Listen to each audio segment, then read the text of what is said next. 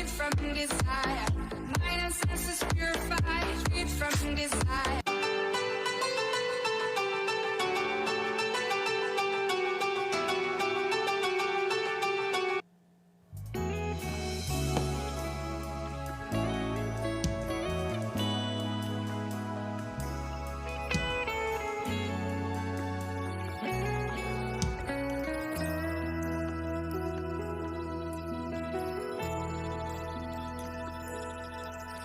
Dalam segala keadaan,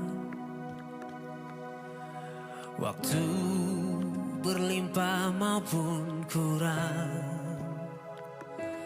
tetapi Yesus yang mempesona hatiku. Dia beri damai dan kesempatan baru. Di setiap musim kehidupan, waktu ku kuat maupun lemah, tetapi Yesus yang mempesona hatiku. Dia beri hidup dan kesempatan baru.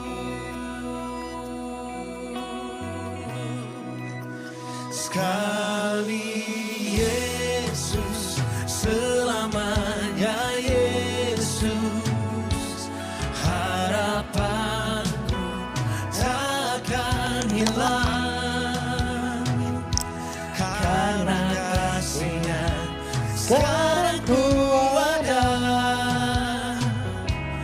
Oh Yesusku, ku cintakan selamanya.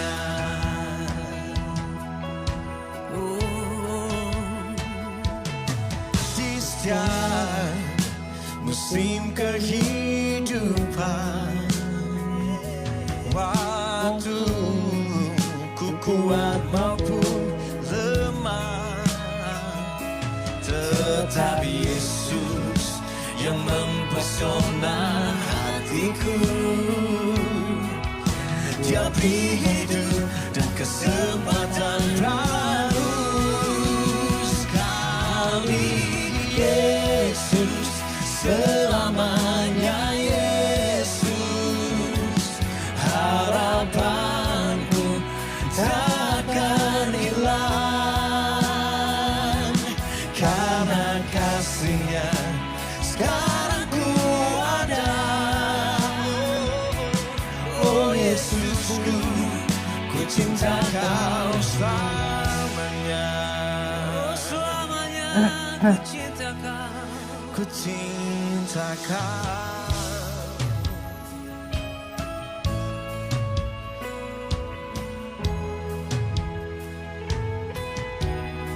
Ku cinta Kau.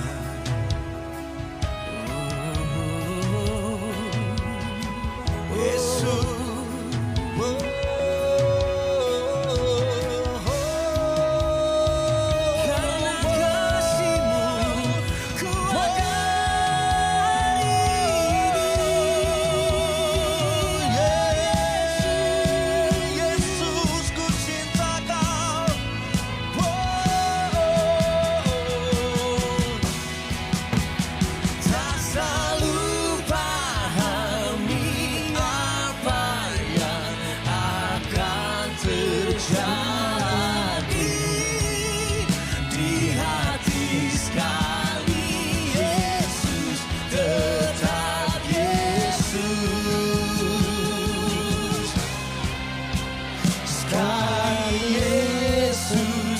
Selamanya Yesus, harapanku takkan hilang, karena kasih-Nya sekarang ku ada.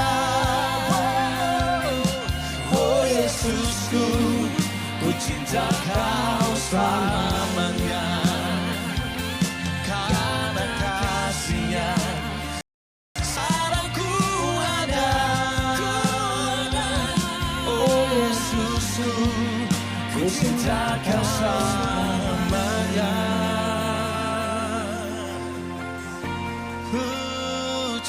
Kau selama-lamanya.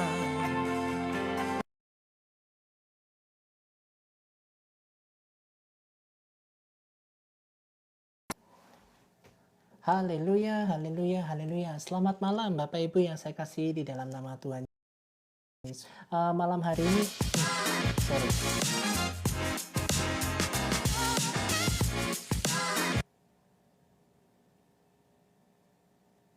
Ya, malam hari ini saya akan membahas tentang nabi palsu, di mana nabi palsu ini sudah muncul daripada abad pertama sampai abad yang keempat. Ya, Bapak Ibu nanti bisa bawa catatannya dan bawa Alkitabnya, kita akan bedah berdasarkan sejarah dari abad pertama sampai abad yang keempat palsu. Bagaimana ciri-cirinya dan bagaimana menggunakan pengikut.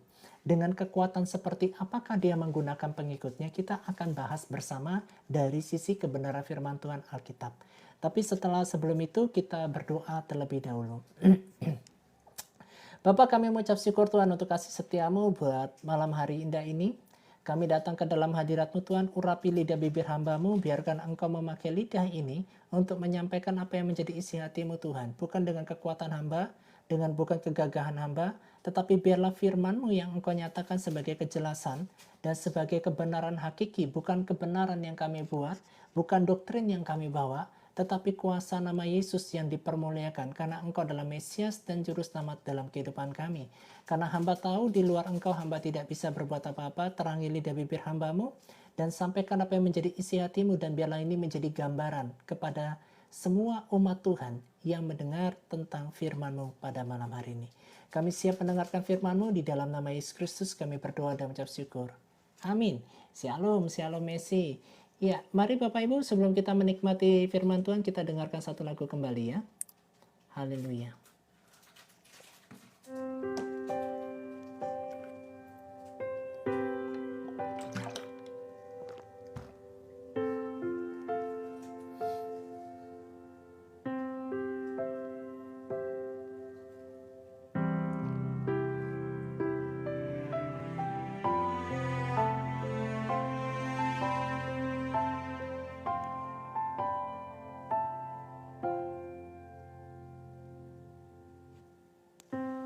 Bapa, Kau mendengar seruan hatiku, tak pernah Kau lepaskan dari kasih-Mu. Lewat lembah kelam, Kau temani aku.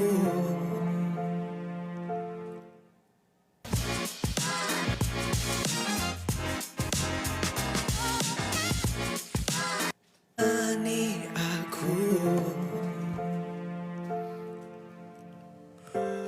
Roh-Mu bekerja selalu untuk kebaikanku.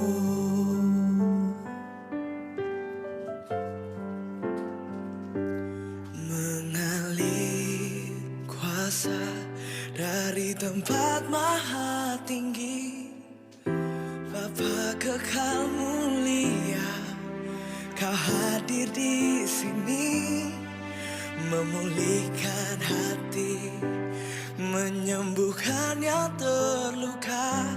Ku kan tenang bersama-Mu, Bapa.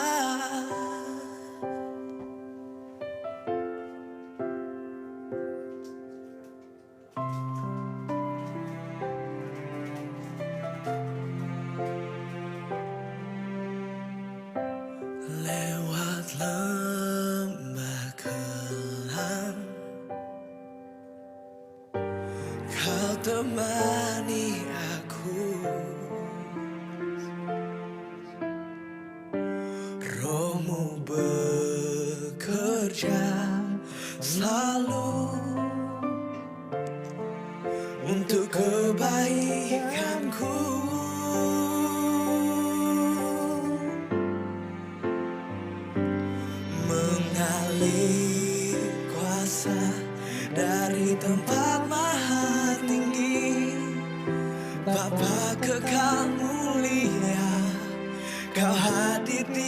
sini, memulihkan hati, menyembuhkan yang terluka. Ku kan tenang bersamamu Bapa, mengalir kuasa dari tempat maha tinggi. Shalom dalam Bapa kekal mulia, Kau hadir di sini, memulihkan hati, menyembuhkan yang terluka. Ku kan tenang bersamamu Bapa.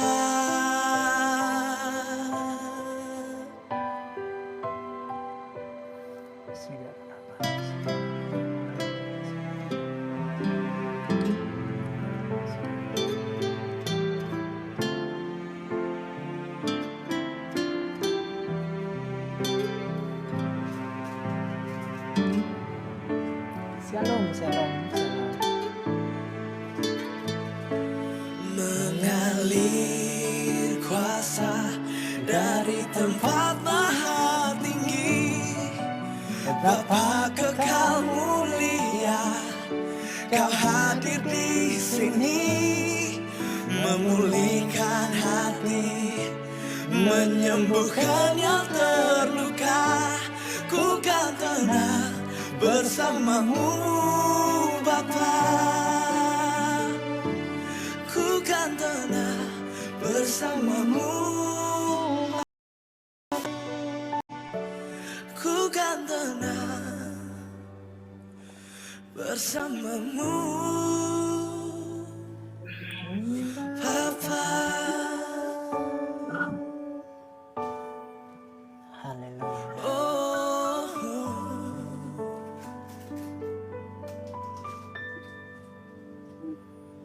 Haleluya.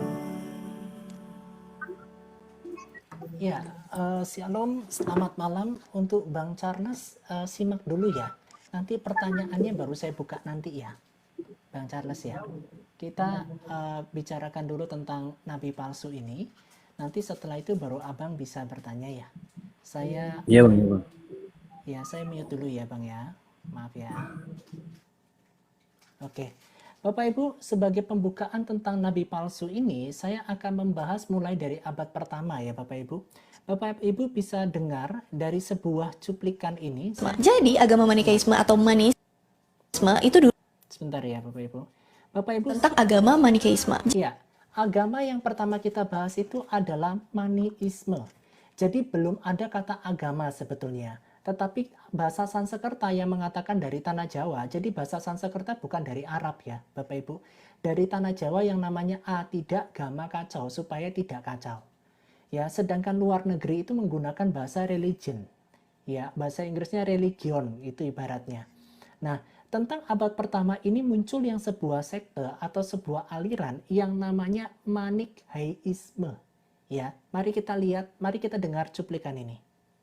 Jadi agama Manikeisme atau Manisme itu dulunya adalah agama yang besar dan dianut sama banyak orang di dunia. Berasal dari Babilonia Selatan dan kemudian berkembang di Persia abad ke-3 Masehi. Ajaran ini didirikan oleh seseorang yang mengaku sebagai nabi yang bernama Mani, yang kontroversial. Ya, nabi itu namanya Mani. Ya, makanya dikasih nama Maniisme atau Manikisme. Ya, seperti itu. Ini nabinya, agamanya adalah Manisme. Kita lanjutkan. Dari ajaran ini adalah Mani mengaku sebagai nabi terakhir dan penutup dari nabi. Ya, Mani mengaku sebagai nabi terakhir. Ya, dan penutup para nabi. Kita ulangin lagi Bapak Ibu ya. Ini adalah Mani mengaku sebagai nabi terakhir dan penutup dari nabi-nabi yang sudah ada sebelumnya. Adam, Buddha, Zoroaster, dan Jesus. Ajaran Perhatikan Bapak Ibu. Jadi namanya Mani ini ngaku sebagai penutup para nabi mulai dari Buddha, Yesus, Zoroaster. Ya, kita lanjutkan. Manikeisme itu menggabungkan ajaran-ajaran Buddhisme, Zoroaster, dan juga Kristen. Mani percaya Perhatikan, 3 ajaran digabungkan. Ya, Zoroaster, terus Buddha, setelah itu Kristen. Digabungkan 3 pengajaran ini. Digabungkan sama dia. Ya, kalau dunia ini diatur sama dua kekuatan utama, kekuatan baik, kekuatan jahat, yang terus-menerus saling berperang satu sama lain. Ajaran Manikeisme ini cukup berkembang di abad ketiga dan keempat Masehi, sebelum akhirnya musnah dan juga ditinggalkan. That Manny was the coming Paraclete. I almost said parakeet, that's not it. Paraclete. We would assume came on the day. Itu bahasa Inggrisnya. Nah, mari Bapak Ibu kita bahas tentang yang namanya maniisme. Ya, maniisme itu juga dieja manikheisme. Ya, dari nama pendirinya Mani. Ya, jadi Mani seorang pribadi mendirikan namanya maniisme, diejanya manikheisme. Nah, ini diambil dari nama pendirinya. Ya, adalah ajaran kepercayaan kuno. Ya, sebuah agama kuno. Kita pakai Indonesia ngomongnya agama. Tetapi di luar negeri di zaman itu tidak menggunakan kata agama. Tetapi digunakan menggunakan bahasa kepercayaan. Ya, kalau kita bilangnya aliran. Ya, yang menggabungkan itu ya. Sebentar. Munculnya pada abad yang ketiga. Dan ini merupakan agama sinkretis. Ya, menggabungkan unsur dari beberapa agama besar. Ya, Bapak Ibu perhatikan, dibangunnya pada abad yang ketiga, maniisme ini. Ya, menggabungkan yang namanya beberapa unsur dari tiga agama besar pada zaman abad yang ketiga. Shalom Bunda Belena, pada zaman abad yang ketiga. Ya, apa agama pada abad pertama sampai ketiga yang menjadi agama besar? Yang pertama Kristen awal. Ya, kata pertama Kristen awal. Jadi belum ada istilah nama Katolik. Ya, Ignatius itu yang menjadikan yang namanya itu nama Katolik diambil dari bahasa Latinnya. Ya. Sebentar ya, saya gabungkan. Ya, ini Kristen awal. Yang kedua ada yang namanya Gnosticisme. Ya, kepencet kali Bunda Elis. Nah, yang ketiga Buddha. Ya, jadi pada abad yang pertama sampai abad yang ketiga, tiga agama besar ini adalah Kristen awal, Gnotisme, sama Buddha. Ya, Hindu Buddha ini include lah, kita masuk ya. Kita lanjut. Nah, siapakah itu Mani? Mani sekitar tahun 216 sampai 276 Masehi. Jadi kalau kita berbicara abad ketiga itu dari tahun 200 sampai tahun 300. Ya, dan maniisme ini dari tahun dari tahun 216 sampai 276 merupakan seorang guru spiritual. Ya, guru spiritual. Bagaimana prosesnya itu tidak terlalu dijelaskan dan saya tidak terlalu jelaskan secara detail. Ya, jadi guru spiritual, namanya seorang guru spiritual. Ya, dari mana maniisme ini? Dari yang namanya Persia. Ya, Bapak Ibu, jadi Persia, Babilonia, ya beberapa daerah itu mereka sudah punya yang namanya Tuhan-Tuhan mereka sendiri. Ya punya yang namanya imam-imamnya mereka sendiri. Dan itu berkembang. Nah, sebenarnya tentang pengajaran-pengajaran ini sudah ada di zamannya Musa semenjak yang namanya Firaun punya tukang-tukang sihirnya. Ya, mereka bisa berbuat mujizat, lempar tongkat jadi ular. Ya, Mesir itu di zaman Musa itu menjadi puncak peradaban di sana. Ya, dan salah satunya banyak penyembahan berhala di situ. Ya, terus dari Mesir ini mengalami tulah yang diberikan Musa 10 sebentar.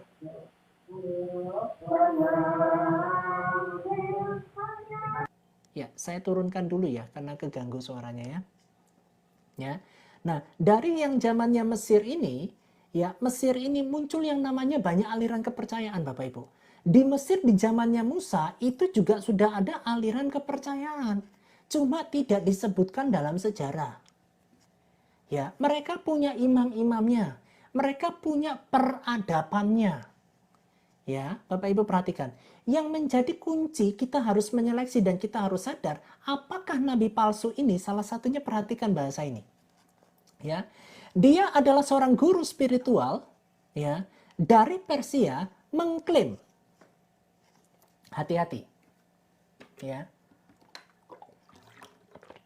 Kalau sudah ada pribadi yang suka main klaim, itu Bapak Ibu hati-hati. Ya, Mani ini mengklaim dirinya menerima wahyu dari Tuhan. Mengklaim. Suaranya masuk, Abang Charles. Jadi suara masuk gitu, jadi saya turunkan dulu ya. Nanti saya naikkan lagi setelah pengajaran ini selesai. Ya, ya, mengklaim dirinya menerima wahyu. Ya, banyak Bapak Ibu. Ya, imam-imam yang ada di Firaun itu, Bapak Ibu, itu juga mengklaim. Mereka terima wahyu. Mereka bisa buat mujizat. Tongkat dilempar jadi ular. Ya, apa klaimnya? Menerima wahyu dan menyebut dirinya sebagai the last rasul. Mengklaim dirinya menerima wahyu dan wahyu itu mengatakan sebagai dirinya adalah rasul terakhir. Ya, sebagai rasul terakhir. Ciri-ciri nabi palsu, yang pertama dia suka main klaim. Ya, yang kedua, dia mengklaim dirinya sebagai nabi penutup para nabi seperti yang dilakukan manisme. Dia mengklaim dirinya sebagai rasul terakhir daripada nabi-nabi sebelumnya. Itu hati-hati. Itu ciri pertama dari nabi palsu. Kita lanjutkan. Yang datang untuk melengkapi ajaran. Ya, nabi palsu itu melengkapi ajaran nabi-nabi sebelumnya.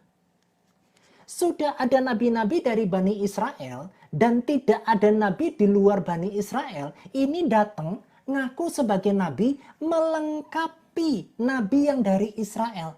Padahal dia bukan Israel, dia itu dari Persia. Ya, paham ya Bapak Ibu ya?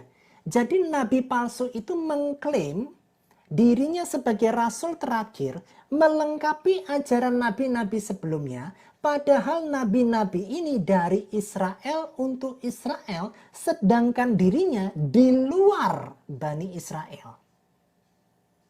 Ya, tapi mengklaim menerima wahyu, mengklaim dirinya sebagai rasul terakhir, mengklaim dirinya sebagai melengkapi ajaran para nabi sebelumnya. Ya, itu ciri-ciri nabi palsu. Seperti siapa? Buddha. Ya, seperti siapa? Sono Aster.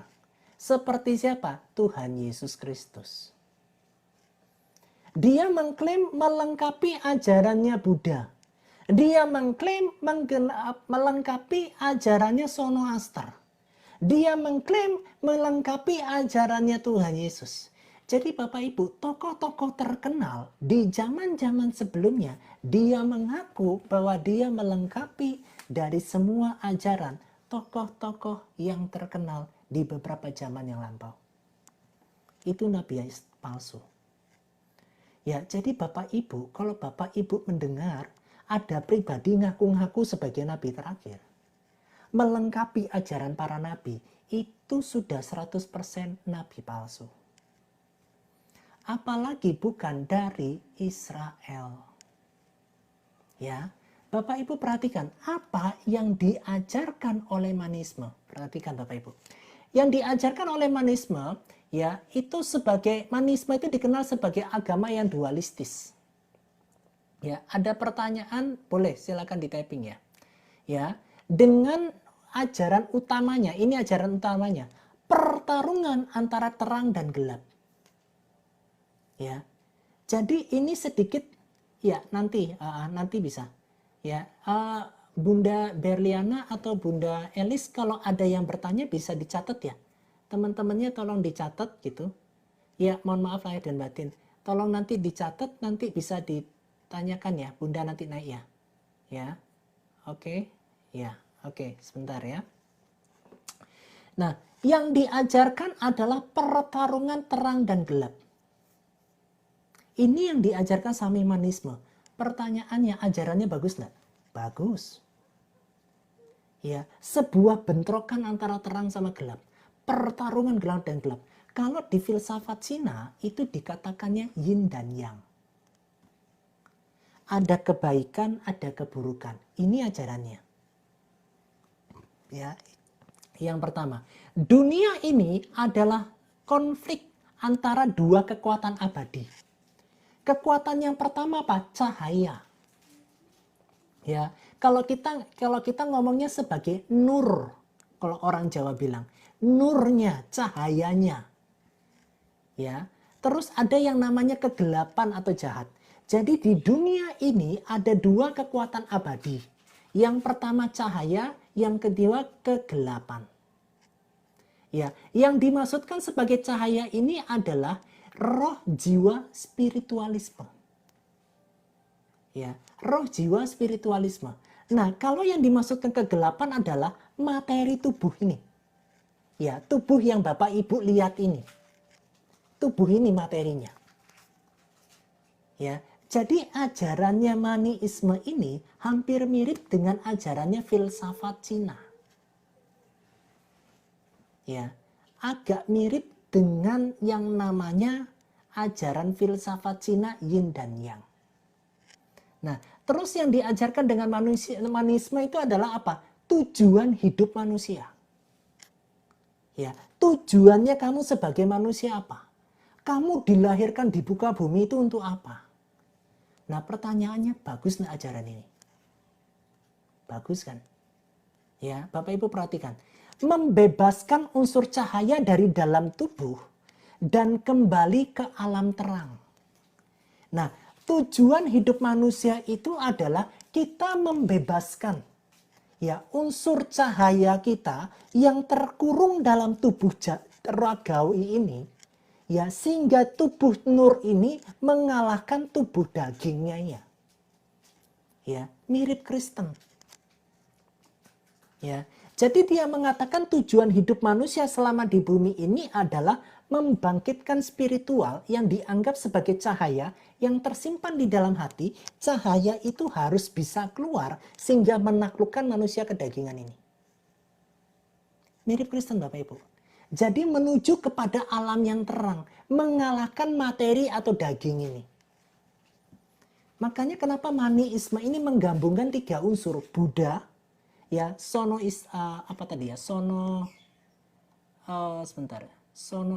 ya? Ada Buddha, Kristen sama sono Astrian. Ya, seperti itu. Oke. Sebentar. Ya, sono aster Bapak Ibu. Ya, itu tujuan hidup manusia. Bagus tuh ajarannya. Bagus tuh. Nah, yang berikutnya ada yang namanya asketisme. Ya, ajarannya dia asketisme itu apa? Menjauhi daging, ya, alkohol, seks, ya, sehingga kepemilikan karena dianggap bagian dari dunia kegelapan. Ya, itu tiga ajarannya. Ya, tiga ajarannya. Yang pertama adalah pertarungan terang dan gelap. Ya, yin dan yang. Yang kedua tujuan hidup manusia, mengeluarkan nurmu, mengeluarkan cahayamu sehingga kamu bisa mengalahkan yang namanya materi ini atau tubuh. Nah, yang ketiga ini asketisme. Menjauhi daging, makan makanan daging itu dijauhkan. Setelah itu alkohol, dan yang ketiga seks. Makanya muncul Bapak Ibu aliran-aliran yang vegetarian.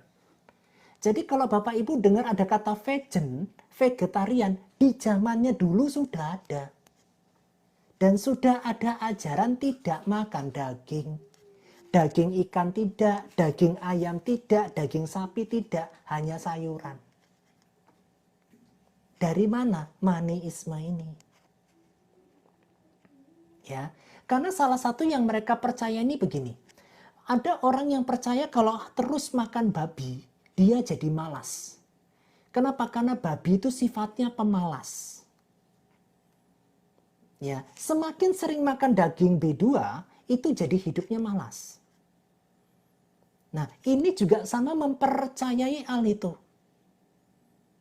Ya, ini adalah unsur kegelapan. Unsur kegelapan itu adalah daging, alkohol, dan seks. Ya, menjauhi alkohol, menjauhi seks. Makanya beberapa ajaran maniisme ini, yang salah satunya akestisme ini, dipakai di beberapa termasuk Buddha. Orang-orang Buddha yang benar-benar rambutnya dipelontos itu tidak kawin. Mereka menjauhi persetubuhan. Ya, menjauhi persetubuhan sama sekali.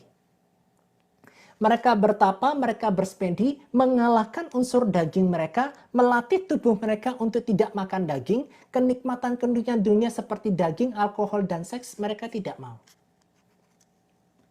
Ya, itu ajarannya dari mana? Maniisme ini. Ya, pada abad 216 Masehi. Ya, kita berikut Bapak Ibu. Pengikut maniisme ini terbagi menjadi dua. Ya, yang pertama adalah orang yang sempurna. Hidupnya sangat asketik. Ya, asketik itu yang tadi saya sampaikan. Menjauhi daging, alkohol, dan seks. Manusia yang sempurna itu menjauhi daging, alkohol, dan seks. Ya, itu dijauhi itu. Itu ajaran yang namanya asketisme. Nah, manusia yang sempurna itu adalah manusia yang bisa menghidupi asketisme itu.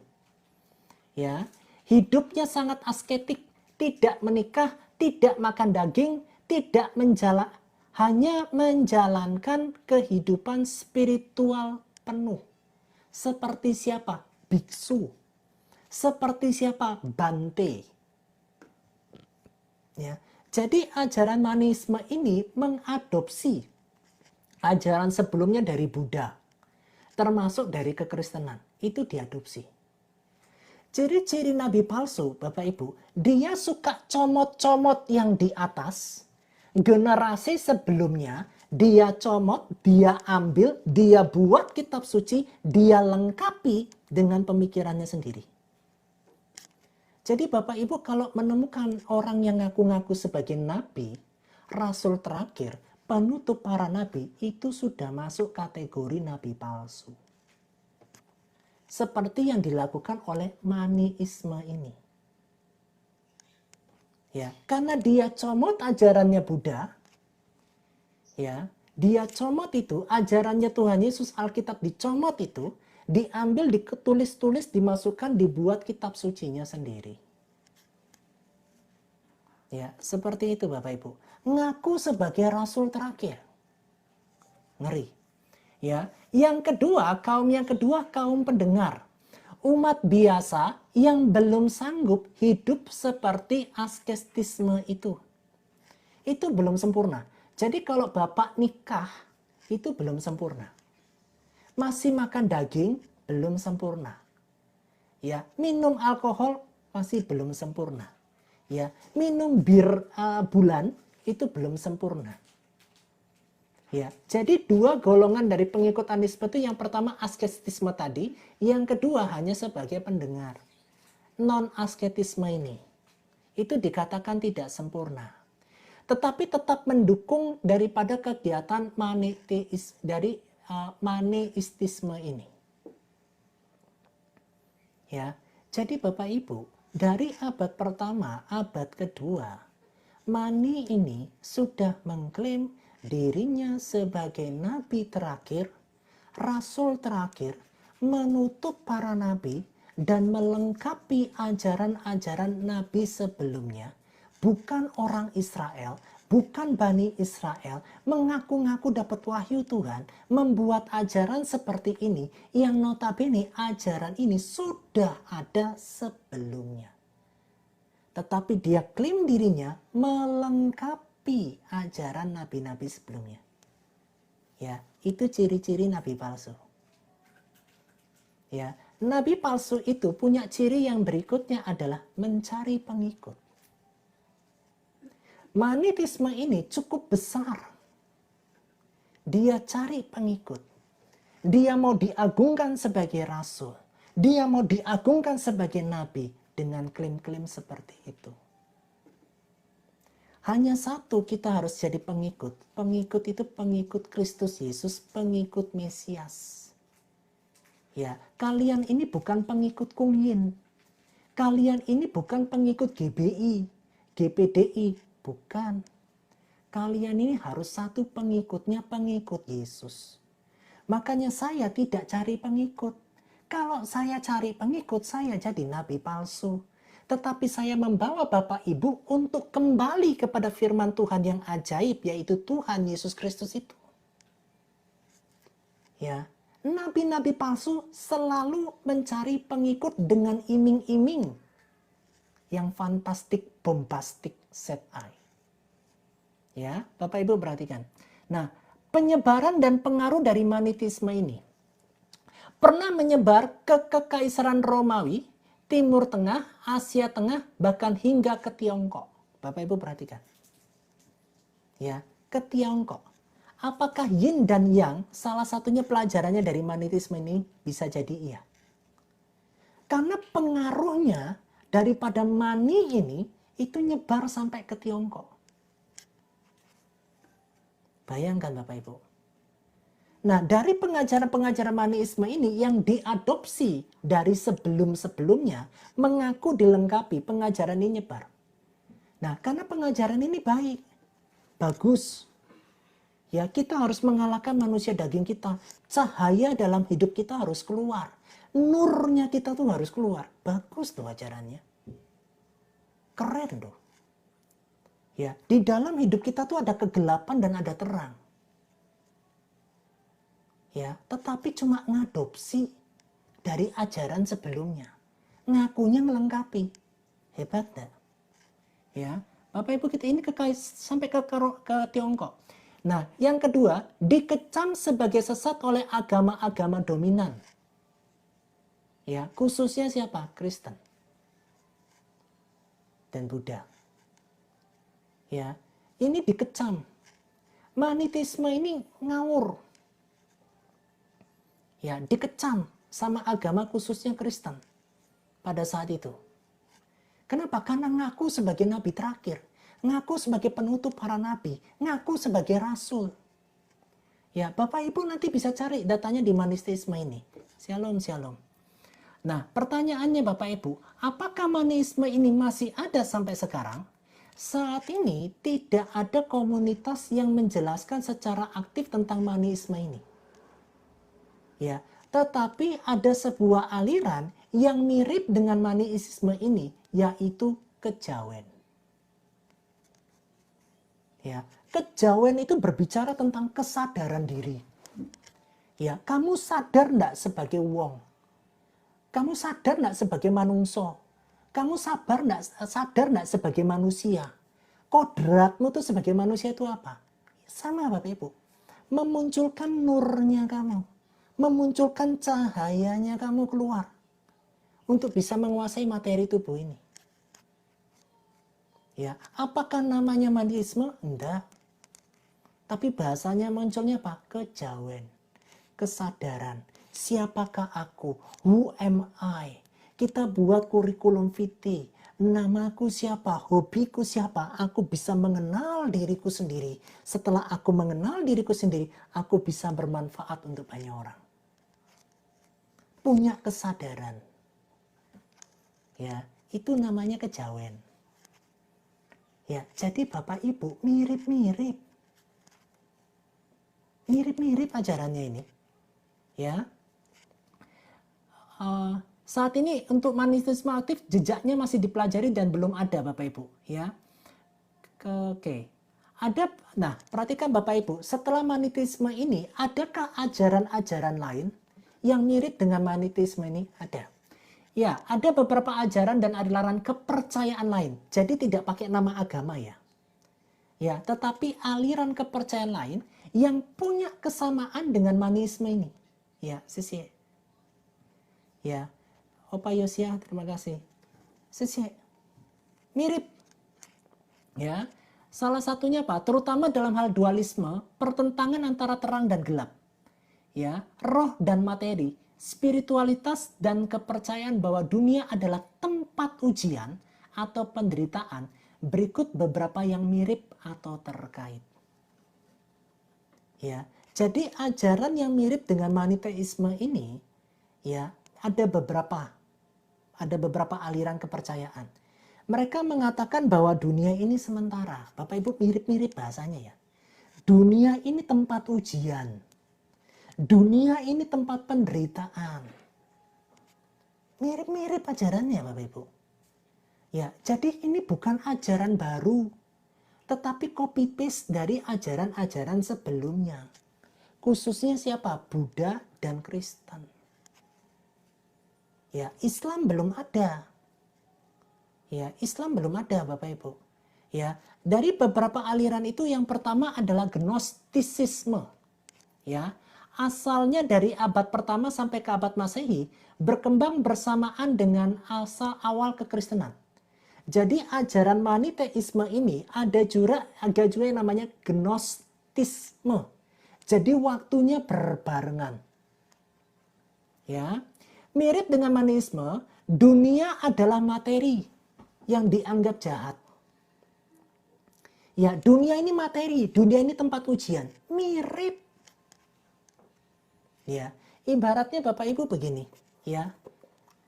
Isinya sama kacamata. Ya, isinya sama kacamata. Isinya sama kacamata. Kotaknya berbeda. Casingnya beda. Minyaknya sama, ya, casingnya kemasannya berbeda.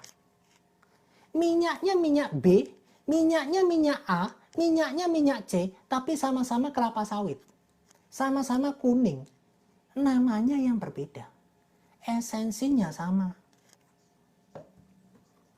Ya, jadi ajarannya apa? Comot-comot dari ajaran di atasnya. Ya, itu nabi palsu Bapak Ibu. Ya, hati-hati sama klaimnya ini Bapak Ibu. Ya, dunia itu dianggap jahat, itu namanya Gnostisme. Jiwa ini berasal dari dunia ilahi.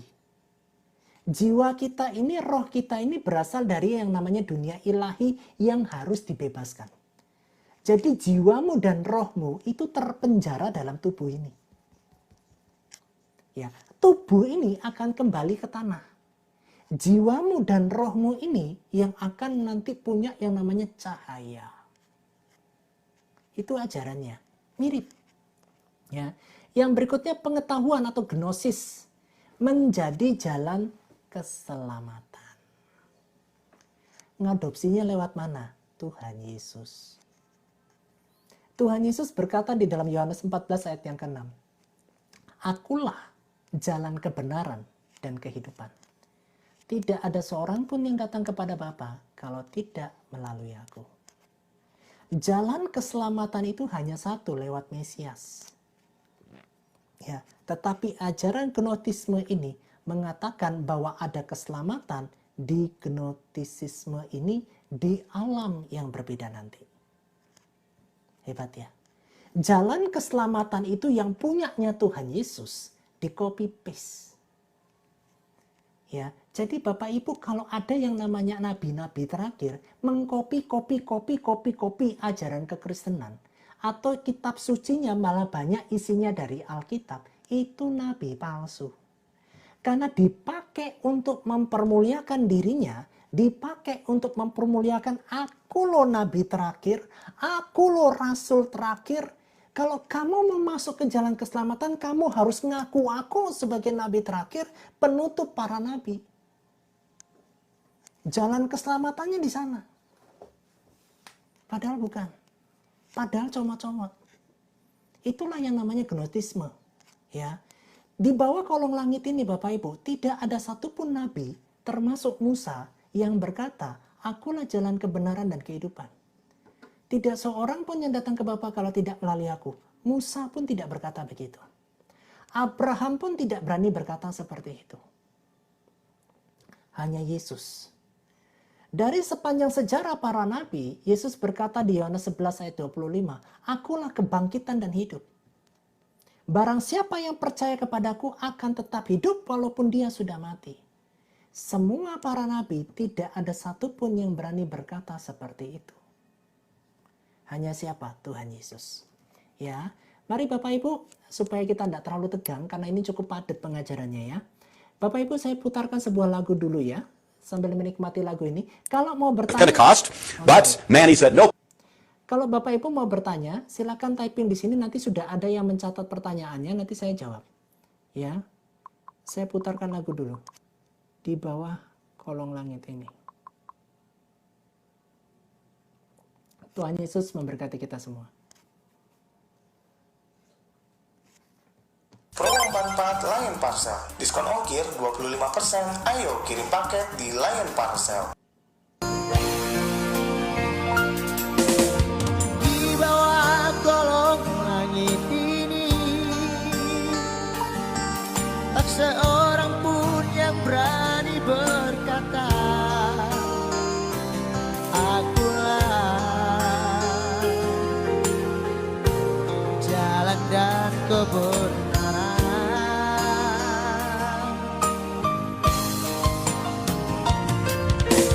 Di seluruh jagat raya ini, semua manusia pasti ada celah, tak satu yang lepas dari dosa.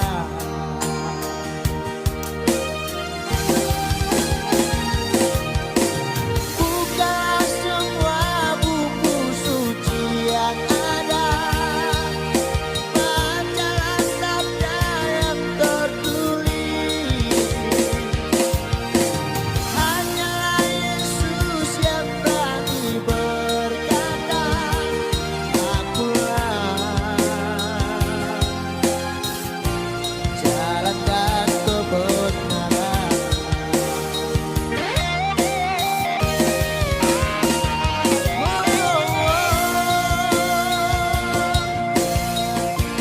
Hanya Dia yang termulia.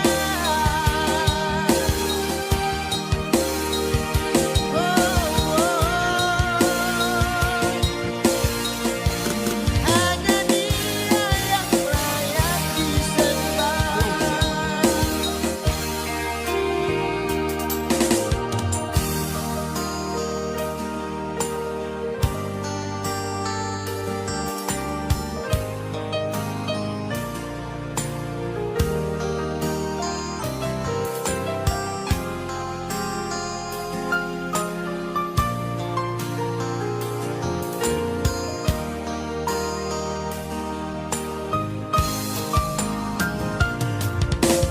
Di seluruh jagat raya ini,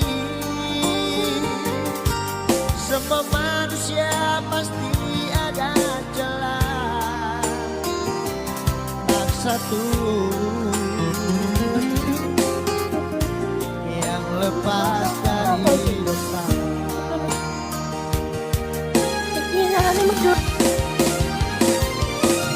Buka semua buku suci yang ada, bacalah sabda yang tertulis. Hanyalah Yesus yang berani berkata, akulah jalan dan kebenaran.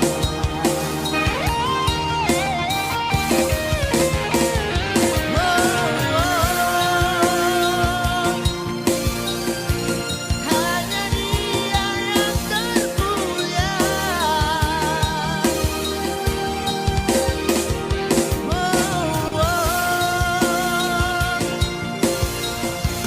Hanya Dia yang layak disembah.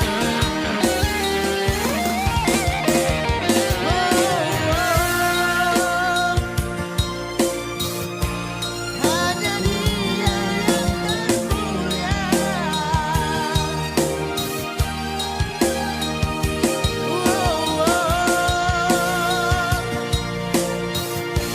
Hanya Dia yang layak disembah.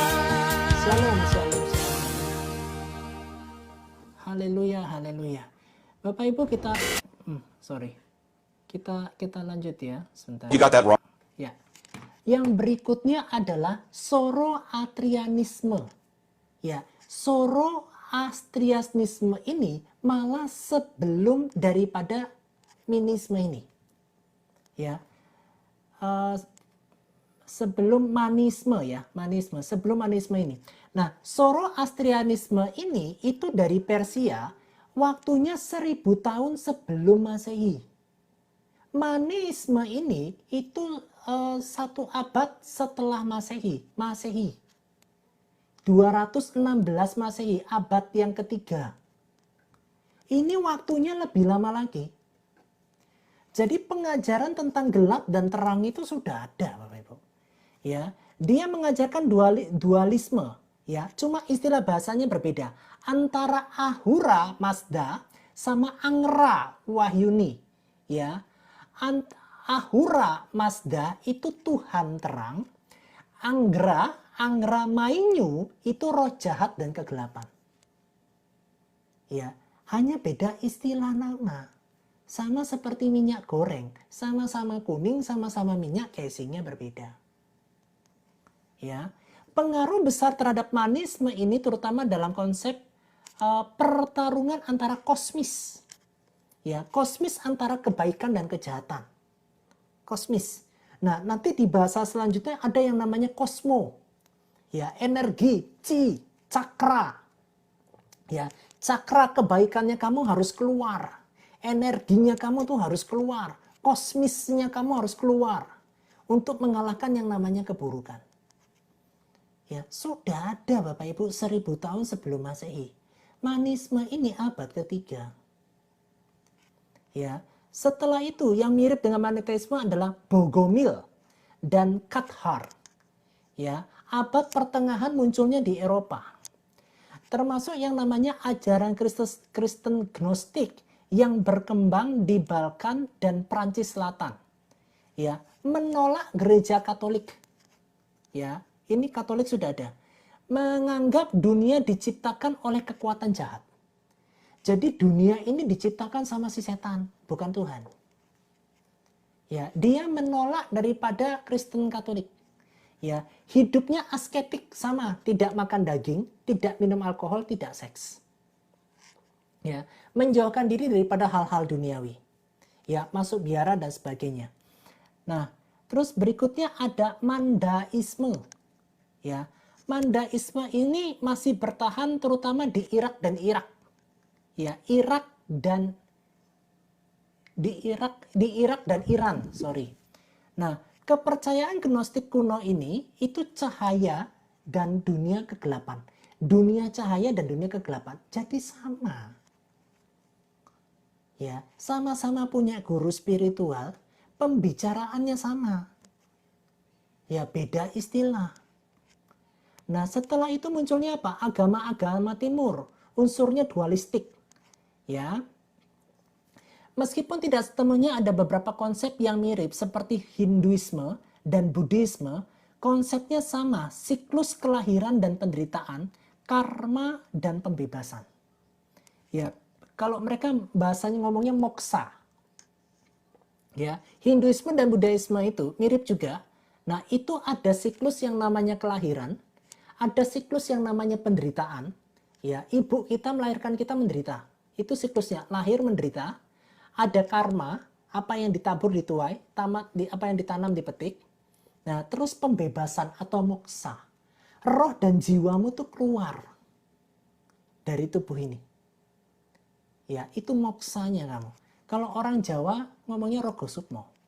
Ya, kesimpulannya gini, Manisme ini adalah sinkretisme spiritual dan gnostik yang unik tetapi punya akar-akar filosofis.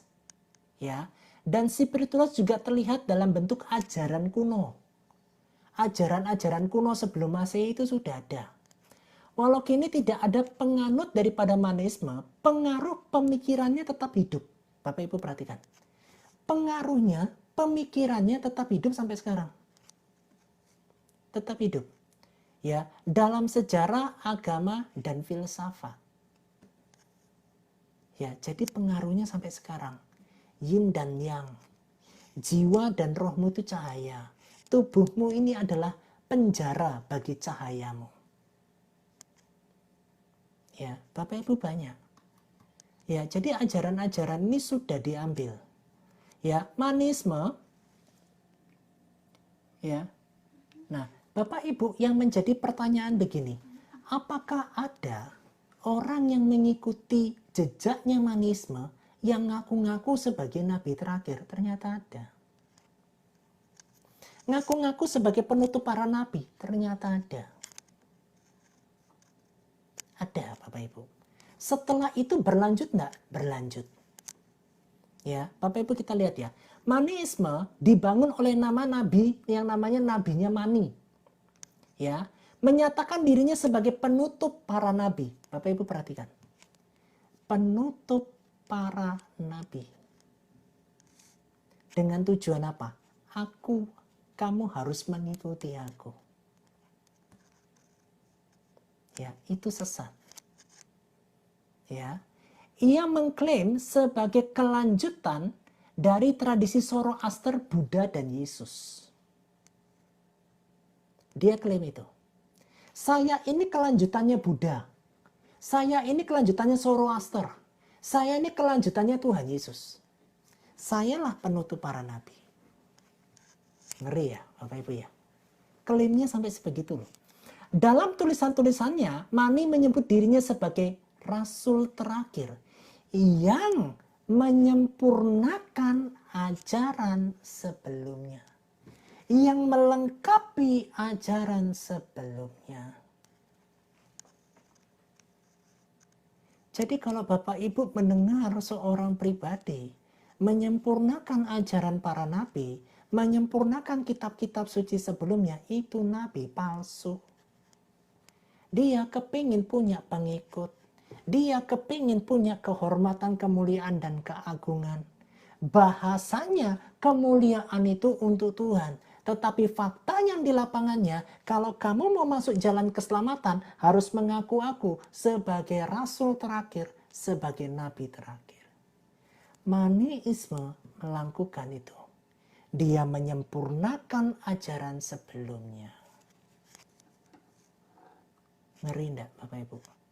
Montanus di abad yang sama, ya, tadi beberapa aliran yang sama mengklaim kurang lebih ajaran yang sama, tetapi tidak pernah mengklaim sebagai penutup para nabi. Siapa penggagas pertama membuat sejarah penutup para nabi, menyempurnakan ajaran-ajaran sebelumnya? Maniisme inilah pionir daripada penutup para nabi yang diikuti oleh selanjutnya. Ya, di copy paste. Ya, Bapak Ibu. Ia menyebut ajarannya sebagai ajaran agama universal terakhir. Maniisme ini. Bayangkan loh. Dia mengklaim sebagai ajaran agama universal. Ajaran yang seluruh alam. Ya, universal terakhir. Ajaran saya ini paling terakhir. The last pengajaranku paling terakhir. Untuk seluruh alam dan sifatnya universal. Hebat ya. Siapa namanya? Mani. Dialah orang yang pertama mengatakan sebagai penutup para nabi. Di tahun 216 sampai 276 Masehi. Hebat. Selanjutnya Bapak Ibu, ada yang namanya gnostisisme. Tidak mengklaim adanya nabi terakhir. Ya, aliran kepercayaan gnostisisme ini tidak mengklaim sebagai nabi terakhir, tetapi fokus kepada pengetahuan rahasia untuk keselamatan jiwa. Dia tidak mengklaim dirinya sebagai nabi terakhir. Dia tidak mengklaim memperlengkapi atau menyempurnakan kitab-kitab sebelumnya. Tetapi dia fokus kepada pengetahuan, sebuah rahasia kehidupan. Bagaimana jiwa ini bisa diselamatkan. Pada saat dia kembali ke cahayanya, dia hidup mengalami kekekalan. Gnostisisme. Ya, Zoroastrianisme memiliki nabi utama yaitu Sarahustra atau Zoroaster.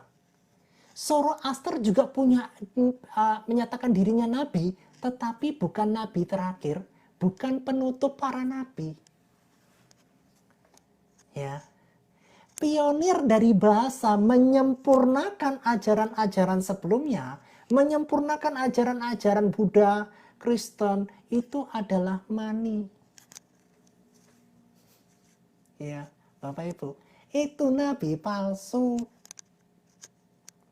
Ya, memiliki nabi utama yang namanya Zoroaster, tetapi tidak mengklaim Zoroaster sebagai nabi terakhir.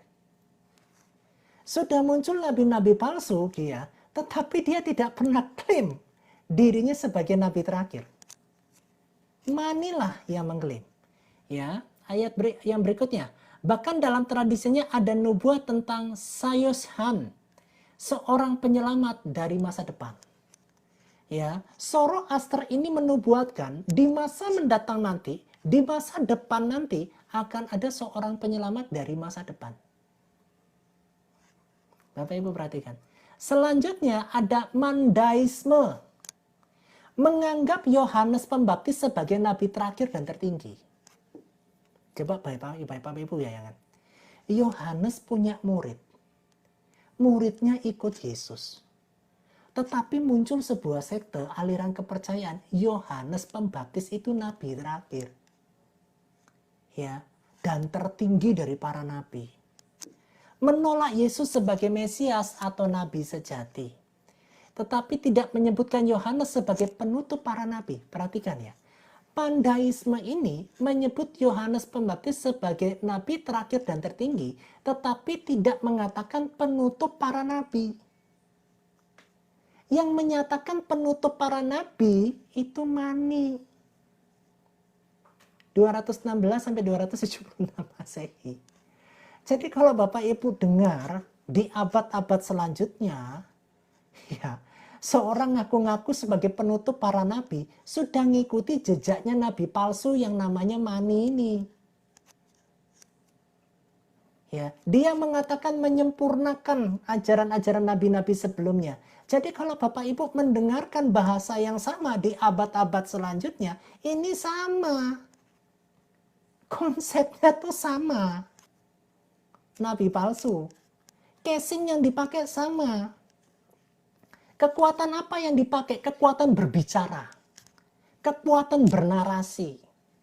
Membondohi dengan apa? Sihir-sihir. Ya. Begitulah Bapak Ibu. Kita selanjutnya. Ya. Yang berikutnya adalah aliran Cathar atau Bogomil. Ya. Aliran Cathar dan Bogomil. Ya, tidak memiliki sistem kenabian formal. Tidak ada, sistem kenabian formal tidak ada. Mereka tidak mengaku otoritas gereja, tetapi juga tidak mengklaim adanya nabi baru atau nabi terakhir. Ya, jadi aliran Cathar dan Bogomil ini tidak ngaku ada nabi terakhir, enggak. Tetapi otoritas gereja mereka tolak. Ya. Pertanyaannya, jadi siapa saja yang mengklaim sebagai penutup para nabi? Yang pertama Mani, yang kedua Muhammad. Klaimnya sama, penutup para nabi. Hebat, nah. Ya, ini dimaksud dengan kata khatam atau nabiyim. Ya, artinya penutup para nabi. Bapak Ibu bayangkan. Ya, lainnya dari tokoh-tokoh yang saya bacakan di atas tidak secara eksplisit mengatakan adanya nabi terakhir. Ya, Bapak Ibu, saya dengarkan sebuah cuplikan satu ini. Bapak Ibu bisa dengar cuplikan ini ya. Saya dengarkan satu ini ya. Sebentar ya. Oke. Adalah Manikeisme. Nggak tentang agama Manikeisme. Jadi agama Manikeisme atau Manisme itu dulunya adalah agama yang besar dan dianut sama dan Jesus. Ajaran Paraclete. I almost said parakeet. That's not it. Sebentar Bapak Ibu. Betul lah. Kumpulan dong. lebih dari Sebentar ya. Saya Koko, maaf Koko. ya. Suaranya kecil loh Koko. Hah? Suaranya kecil. Oh, suaranya kecil. Maksudnya suara saya atau suara handphonenya? Suara Koko yang kecil, suara Koko kecil. Oh, suara saya kecil. Gede ah, Ya. dari tadi gede kok, Kak. Enggak, tergantung sinyal daerah enggak apa-apa. Coba nanti saya tempelkan di sini. Sebentar. Saya cari videonya tadi saya sudah siapkan. Oh, ini dia. Sebentar. Pertanyaannya sekarang, apakah Aduh. Ciri nabi palsu. kaum Nasrani mengakui Muhammad sebagai nabi?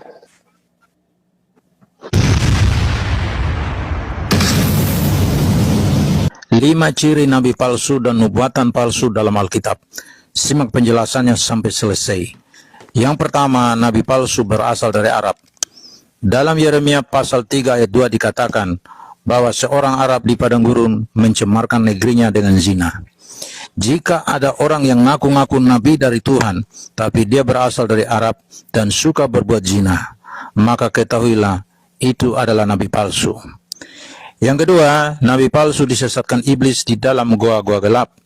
Dalam 2 Petrus 2 ayat 4, iblis disimpan di dalam goa-goa gelap, maka ketahuilah, jika ada orang Arab dari goa, berarti dia sudah disesatkan iblis itu.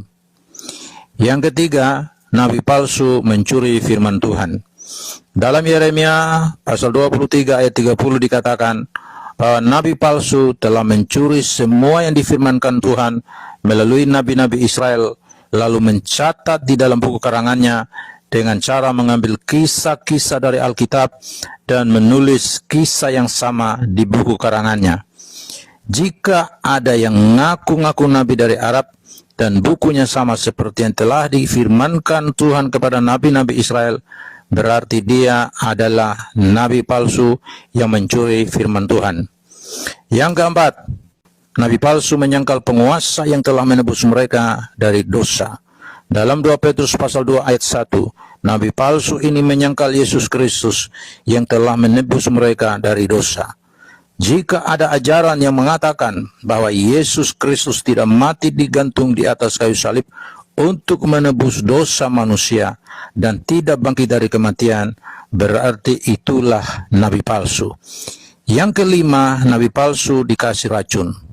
Dalam Yeremia 23 ayat 15, nabi palsu akan diberi racun. Jika ada nabi dari Arab, dari goa, mencuri firman Tuhan, menyangkal Yesus Kristus sebagai Tuhan, Juru Selamat dan penebus dosa, serta diberi racun, maka ketahuilah dia adalah nabi palsu. Waspadalah terhadap nabi-nabi Ya. palsu yang datang kepadamu. Ya, saya ambil kesimpulannya langsung ya. Manisme, Mani sebagai rasul terakhir, ajaran Mani itu tahun 216 sampai 276 Masehi ya, di Kekaisaran Sasamid dan mendirikan agama Manisme. Ya, dia mengklaim sebagai nabi terakhir dalam garis Zoroaster. Jadi sanatnya itu Zoroaster Buddha Yesus Mani. Ya, jadi urutannya Zoroaster Buddha Yesus Mani. Ya, dia penutupnya. Disebut sebagai seorang yang dijanjikan. Bapak Ibu bayangkan. Mani ini adalah sosok yang dijanjikan Tuhan untuk universal. Untuk seluruh alam. Ya, dia mengutip sebuah ayat Alkitab dikatakan bahwa aku akan menjanjikan kamu roh penghibur. Dia mengaku dirinya sebagai penghibur itu, pribadi itu. Dari mana? Persia. Kok bisa dari Persia jadi nabi? Ya, jadi menutupnya nabi Israel. Jaraknya Persia jauh di sana, tetapi ngaku sebagai penutup para nabi yang ada di Israel. Ya, itu yang dikatakan yang namanya nabi palsu. Ya, sebagai seorang yang dijanjikan dan membawa kebenaran sejati dan universal. Ya, kebenaran sejati atau ajarannya itu comot-comot. Ya, dari Buddha, dari Zoroaster, dari Yesus Kristus. Ya, lucu Bapak Ibu. Dari Persia ngaku sebagai nabi terakhir, penutup para rasul yang ada di Israel. Jadi Bapak Ibu tentang kisah nabi itu sudah sampai di mana-mana. Bapak Ibu baca di sebuah kitab Raja-Raja, ada seorang Naaman yang mendengar ada nabi di tanah Israel. Dia pergi kepada Elisa dan dia di sana disembuhkan di dalam nama Allah Bapa, Putra, Roh Kudus atau Yahweh. Ya, seperti itu Bapak Ibu. Klaimnya luar biasa loh. Ya, jadi untuk mendapatkan pengikut, untuk mendapatkan kehormatan, untuk mendapat yang namanya sohor, ya ngaku aja sebagai nabi. Ya, ngaku aja sebagai cucunya nabi. Ngaku saja punya DNA-nya nabi. Rame udah. Ya, waduh, ini orang dari Timur Tengah, cucunya nabi, padahal bukan. Ya, sepatunya dicium-cium, kopiahnya dicium-cium, tangannya dicium-cium. Ya, dikasih jualan garam, dikasih aww, pakai bahasa Timur Tengah, 100.000 garamnya. Ya, air minum.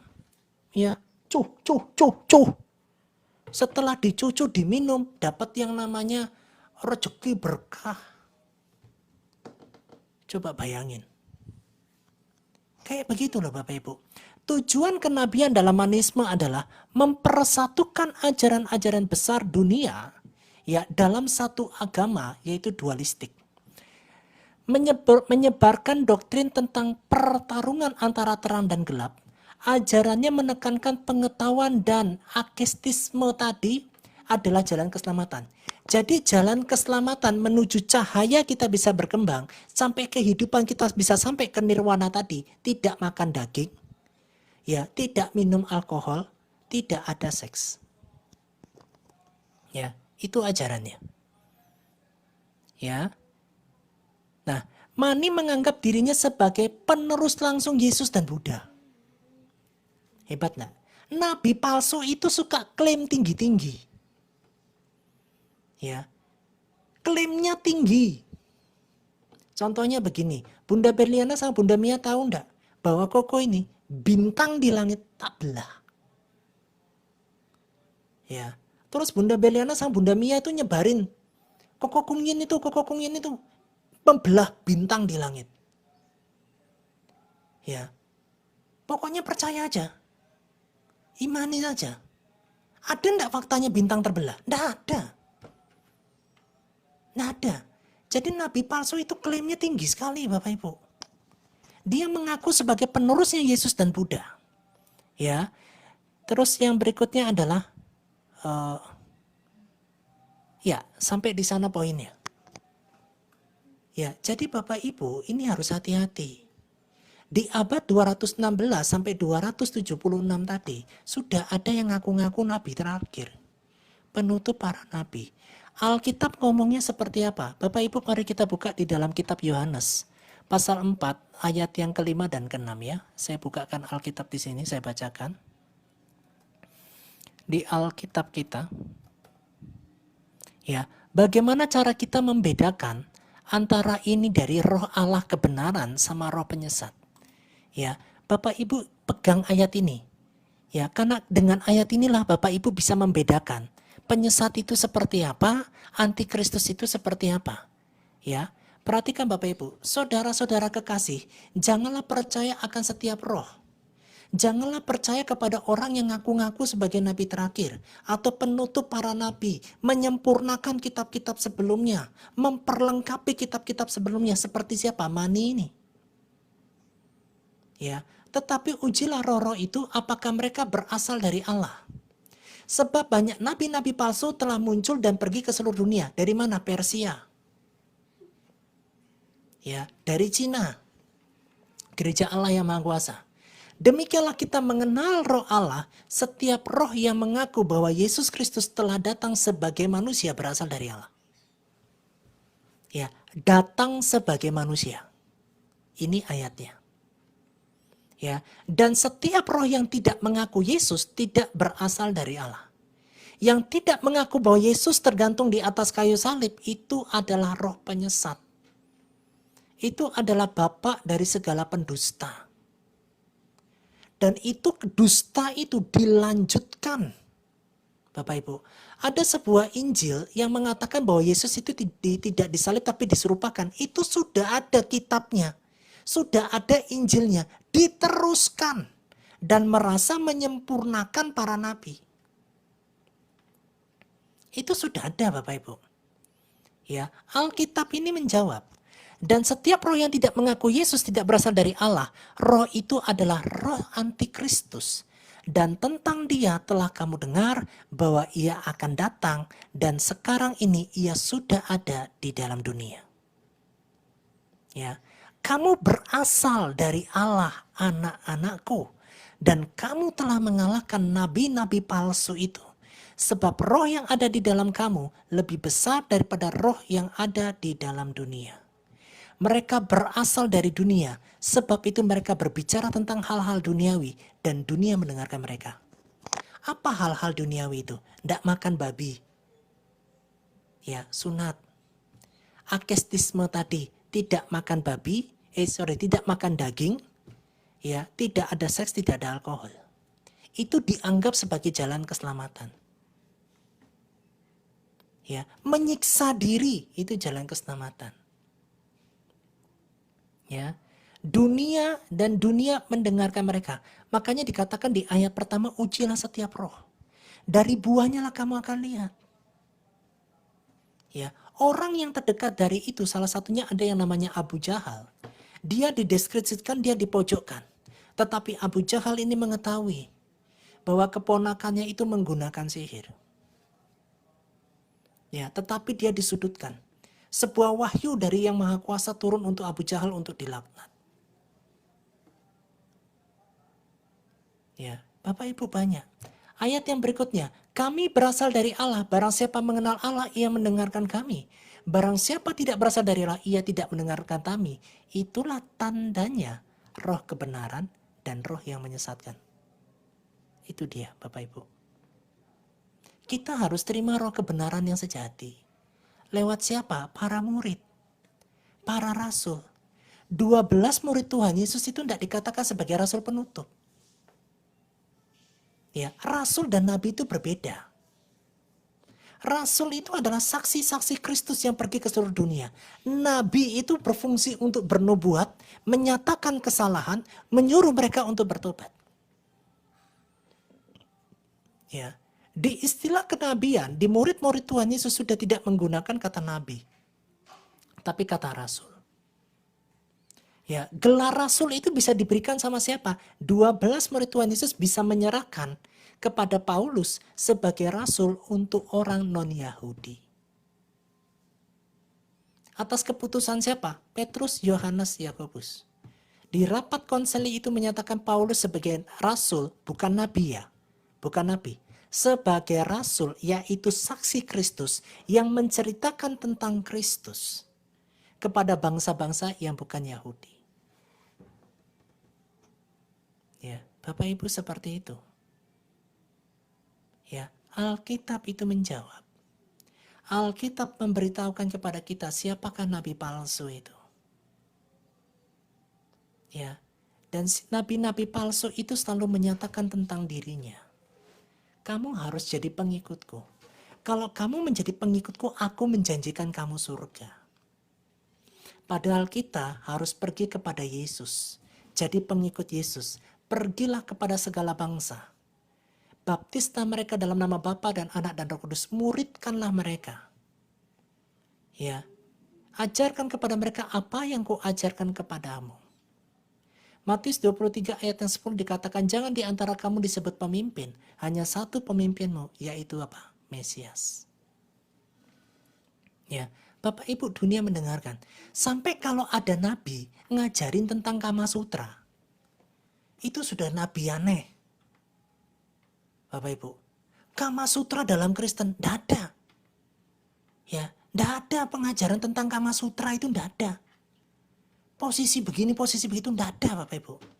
Saya melihat sebuah buku, Bapak Ibu, ada Kama Sutra di dalam RT 6. Ya ampun. Ya, tidak ada rasul atau nabi ngajarin Kama Sutra itu, tidak ada loh. Ini apa-apaan ini? Ya, nabi dan para rasul tidak pernah mengajarkan poligami solusi dari surga. Solusinya adalah kita mengendalikan diri. Kita kendalikan hawa nafsumu. Ya, bukannya nambah perempuan. Ya, bukan nambah istri. Buah roh salah satunya pengendalian diri. Ya, bukan solusinya daripada zina. Daripada zina nambah istri. Tuh, ya jangan berzina. Ya kalau main-main sama istrimu sudah. Loh kok tambah perempuan? Ya, orang yang tidak bisa sanggup mendalikan hawa nafsunya minta pembenaran atas dasar agama. Ya, dinyatakan bahwa itu adalah ajaran surga. Kalau memang itu ajaran surga, kenapa banyak yang tidak setuju? Kenapa banyak jiwa yang tersakiti? Bahkan muncul di VT saya, Bapak Ibu. Ya, seorang kakak merelakan dipoligami dengan adiknya kandungnya sendiri. Ya, kakak sama adik. Ya, nikah dengan satu laki-laki. Pembenarannya adalah sama kayak Yakub. Yakub nikahin Lea sama Rahel, kakak adik tuh. Ayo, Nabi aja begitu, ayo. Waduh Bapak Ibu, pembenarannya seperti itu loh. Mengerikan sekali. Dan Alkitab mencatat dunia mendengarkan mereka. Tetapi Yesus yang datang sebagai manusia, mereka tidak mau dengar. Dan akal mereka tidak bisa terima. Tetapi akal mereka bisa terima kalau poligami ajaran surga. Ya, nikah nambah-nambah istri itu ajaran surga. Ya, tetapi berbicara tentang kekudusan mereka tidak percaya. Ya, dengan memperbandingkan tokoh-tokoh di atasnya termasuk Yakub yang menikahi Lea dan Rahel yang notabene kakak dan adik. Dari buahnya lah kamu akan tahu hawa nafsu atau kebenaran. Nabi yang benar mengajarkan untuk kembali kepada Taurat Musa. Nabi yang benar berbicara tentang pertobatan. Perhatikan Nabi Yunus, dia berkata, Pak, bertobatlah kamu. Kalau tidak, malapetaka yang Tuhan berikan dalam hidupmu, itu akan terjadi. Nabi fokusnya untuk pertobatan. Nabi tidak pernah ngajarin poligami. Sepanjang zamannya Musa, ya, sampai para nabi-nabi termasuk Elia, Elisa, Mikha, Sakaria, ya, Yahya, itu tidak pernah ngajar nabi, tidak pernah mengajarkan poligami. Tetapi yang penutup para nabi, penyempurna para nabi, yang menyempurnakan ajaran selanjutnya, menambahkan poligami. Ya, kenapa baru di abad yang ke-7 ditambahkan poligami? Sedangkan di abad-abad sebelumnya tidak pernah menambahkan poligami sebagai ajaran Tuhan. Ya, mikir. Ya, Bapak Ibu, kita kembali kepada firman Tuhan yang benar. Hati-hati. Dari pelajaran maniisme ini, yang mengaku sebagai penutup para nabi, yang mengaku sebagai rasul penutup para nabi, bahkan menyempurnakan kitab-kitab sebelumnya, itu adalah nabi palsu. Kalau ada yang mengikuti pola yang sama seperti Mani ini, mereka adalah masuk kategori nabi palsu. Ya, tidak jauh-jauh dari yang namanya perut dan persetubuhan. Kalau asketisme ini menjauhi seks, tetapi penyempurna yang lain malah mendekatkan seks untuk dilakukan bersama beberapa perempuan. Ya, Tuhan Yesus memberkati. Saya putarkan satu lagu. Bunda Berliana tadi sudah mencatat pertanyaannya, silakan diputar ya. Saya setelkan satu lagu dulu.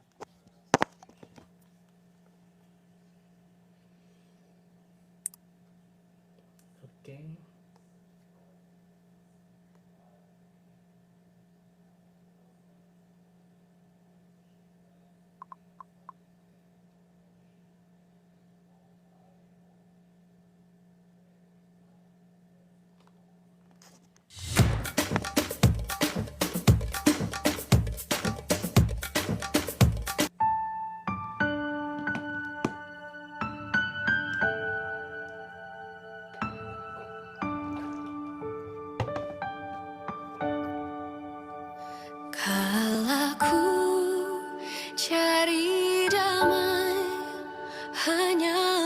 dapat dalam Yesus. Kala ku cari ketenangan, hanya ku temui di dalam Yesus. Tak satu pun dapat menghiburku, tak seorang pun dapat menolongku. Hanya Yesus jawaban hidupku.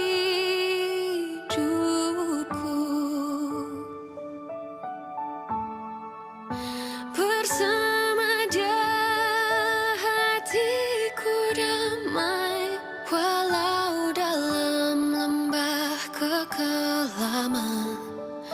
Bersama Dia hatiku tenang, walau hidup penuh tantangan. Tak satu pun dapat menghiburku, tak seorang pun dapat menolongku.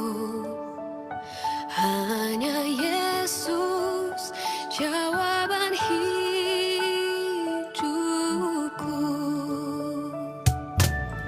Oh, kalau ku cari damai, hanya ku dapat dalam Yesus.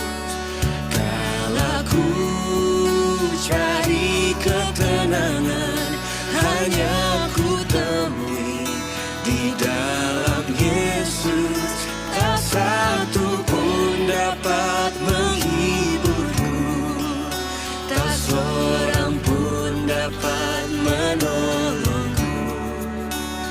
Hanya Yesus jawaban hidupku.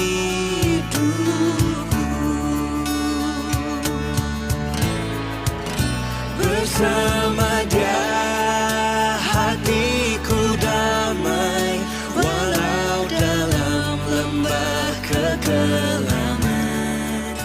Bersama Dia hatiku tenang, walau hidup penuh tantangan. Tak satu pun dapat menghiburku, tak seorang pun dapat menolongku. Hanya Yesus jawaban hidupku.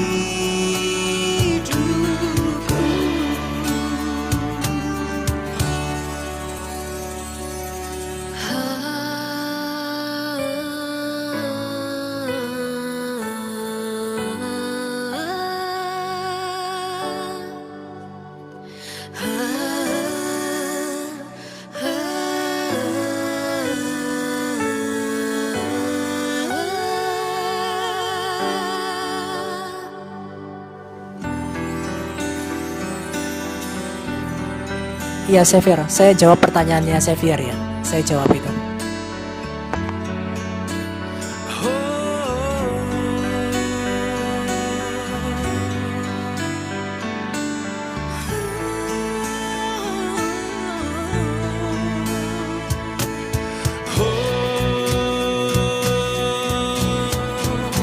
Bersama Dia hatiku damai, walau dalam lembah kekelaman.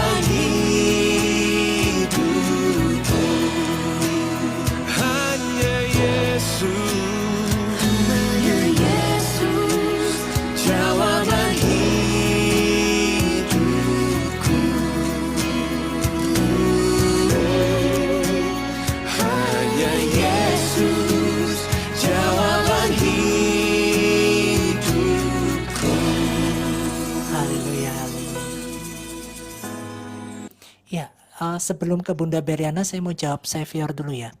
Pak Pendeta boleh minta saran bagaimana kita merasakan kedamaian. Lagi seperti ketika saya awal-awal terima Yesus. Ya, yang pertama begini.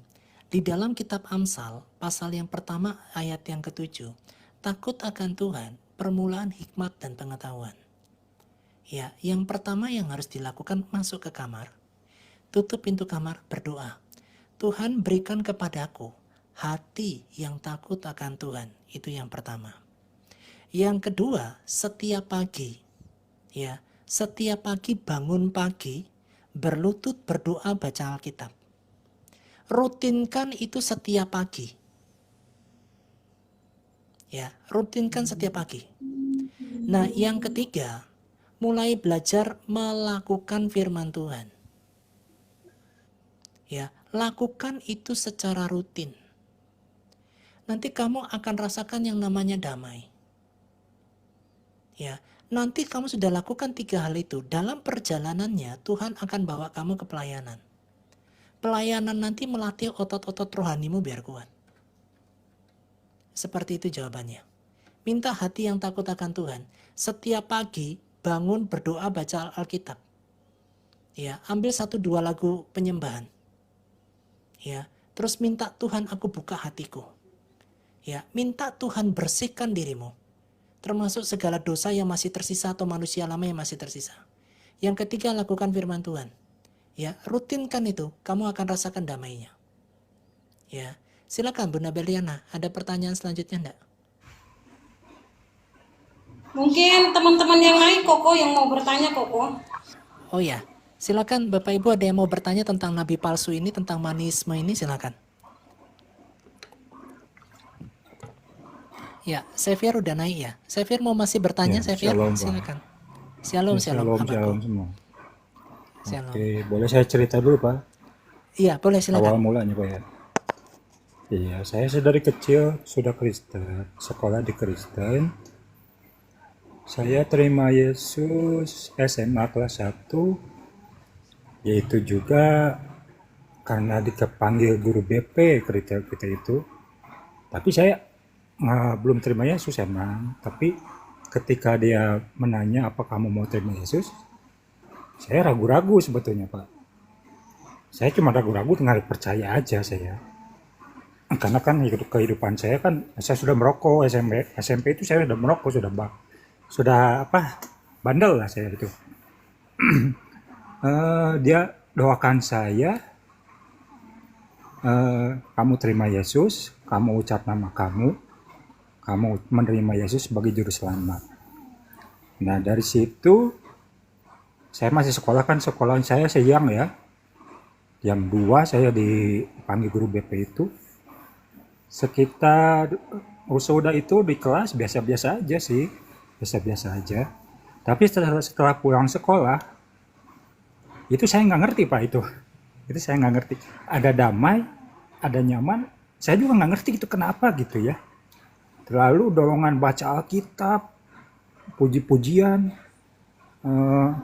besoknya puasa itu kuat banget gitu Pak. Saya juga nggak ngerti gitu kenapa. Saya benar-benar nggak ngerti gitu.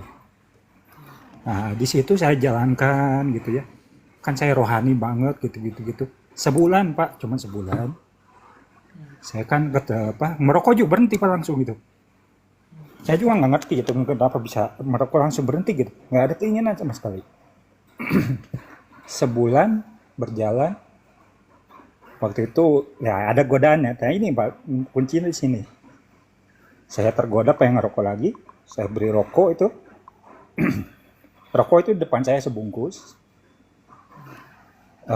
Pas mau ngerokok itu banyak pisan sampai saya keringetan itu Pak. Pas mau ngerokok itu sampai keringetan tuh. Ada kayak ada suara gitu. Tapi saya 1 jam itu bertahan. Saya ngerokok itu Pak. Dari situ berjalan, saya nggak ngerasain apa-apa. Saya malah merokok terus sampai terus-terusan. Saya waktu itu masih SMA kelas 2 ya. SMA kelas 2 berjalan ya 10-20 tahun saya cuek aja. Karena happy kan sama teman kan waktu masa senang-senang lah gitu. Nah, saya pengen merasakan itu kembali gitu Pak. Saya udah cobain sih puasa, puji-pujian, doa. Ya tapi cuma sebentar-sebentar waktunya Pak. Saya rindu sebetulnya, benar-benar rindu gitu sama kedamaian itu gitu ya. Saya malah dibaptis lagi gitu Pak.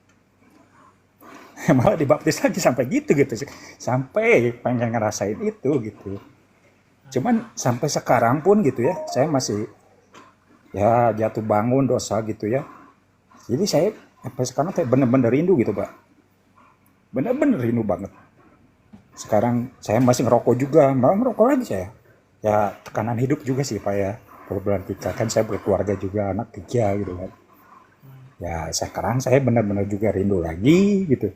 Saya udah mencoba gitu kan, tapi nggak ngerasakan kembali gitu kan. Jadi siapa tahu itu ada saran lagi gitu, harus gimana gitu.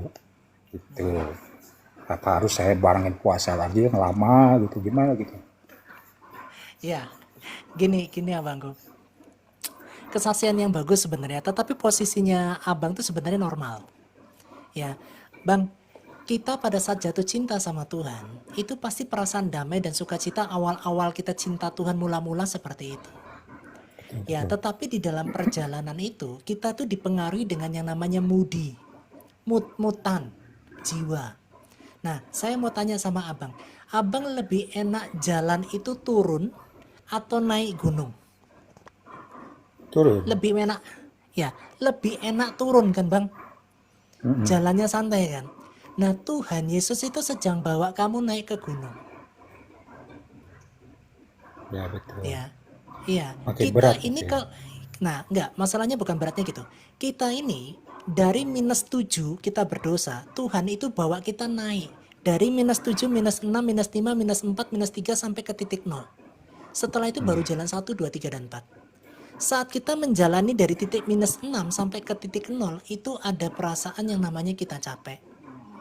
Ada perasaan yang namanya kita lelah. Kok saya tidak merasakan pada saat seperti saya awal mula-mula cinta Tuhan ya? Itu semua orang Kristen ngalami termasuk saya Pak. Termasuk saya. Saya ceritakan pertobatan saya. Saya bertobat pada saat itu ngalami doa pelepasan. Setelah itu saya rutin baca Alkitab bang. Rutin. Puji-pujian saya rutin. Bahkan 1 jam.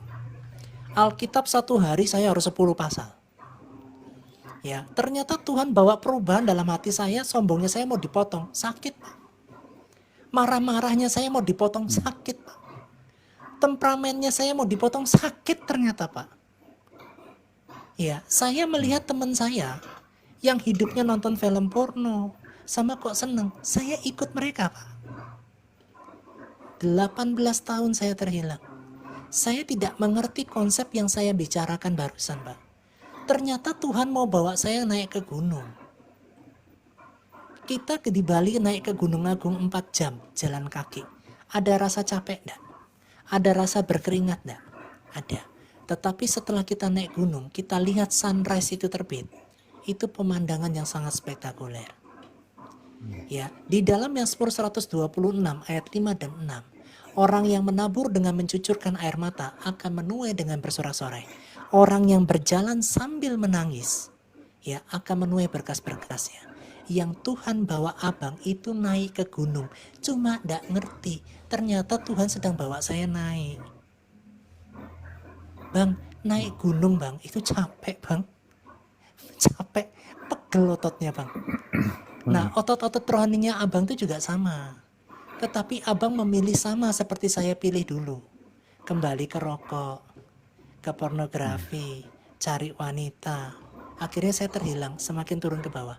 Saya sadar pada saat saya sadar tuh pada saat saya capek dengan kehidupan ini Pak. Saya ini mau bunuh diri dulu.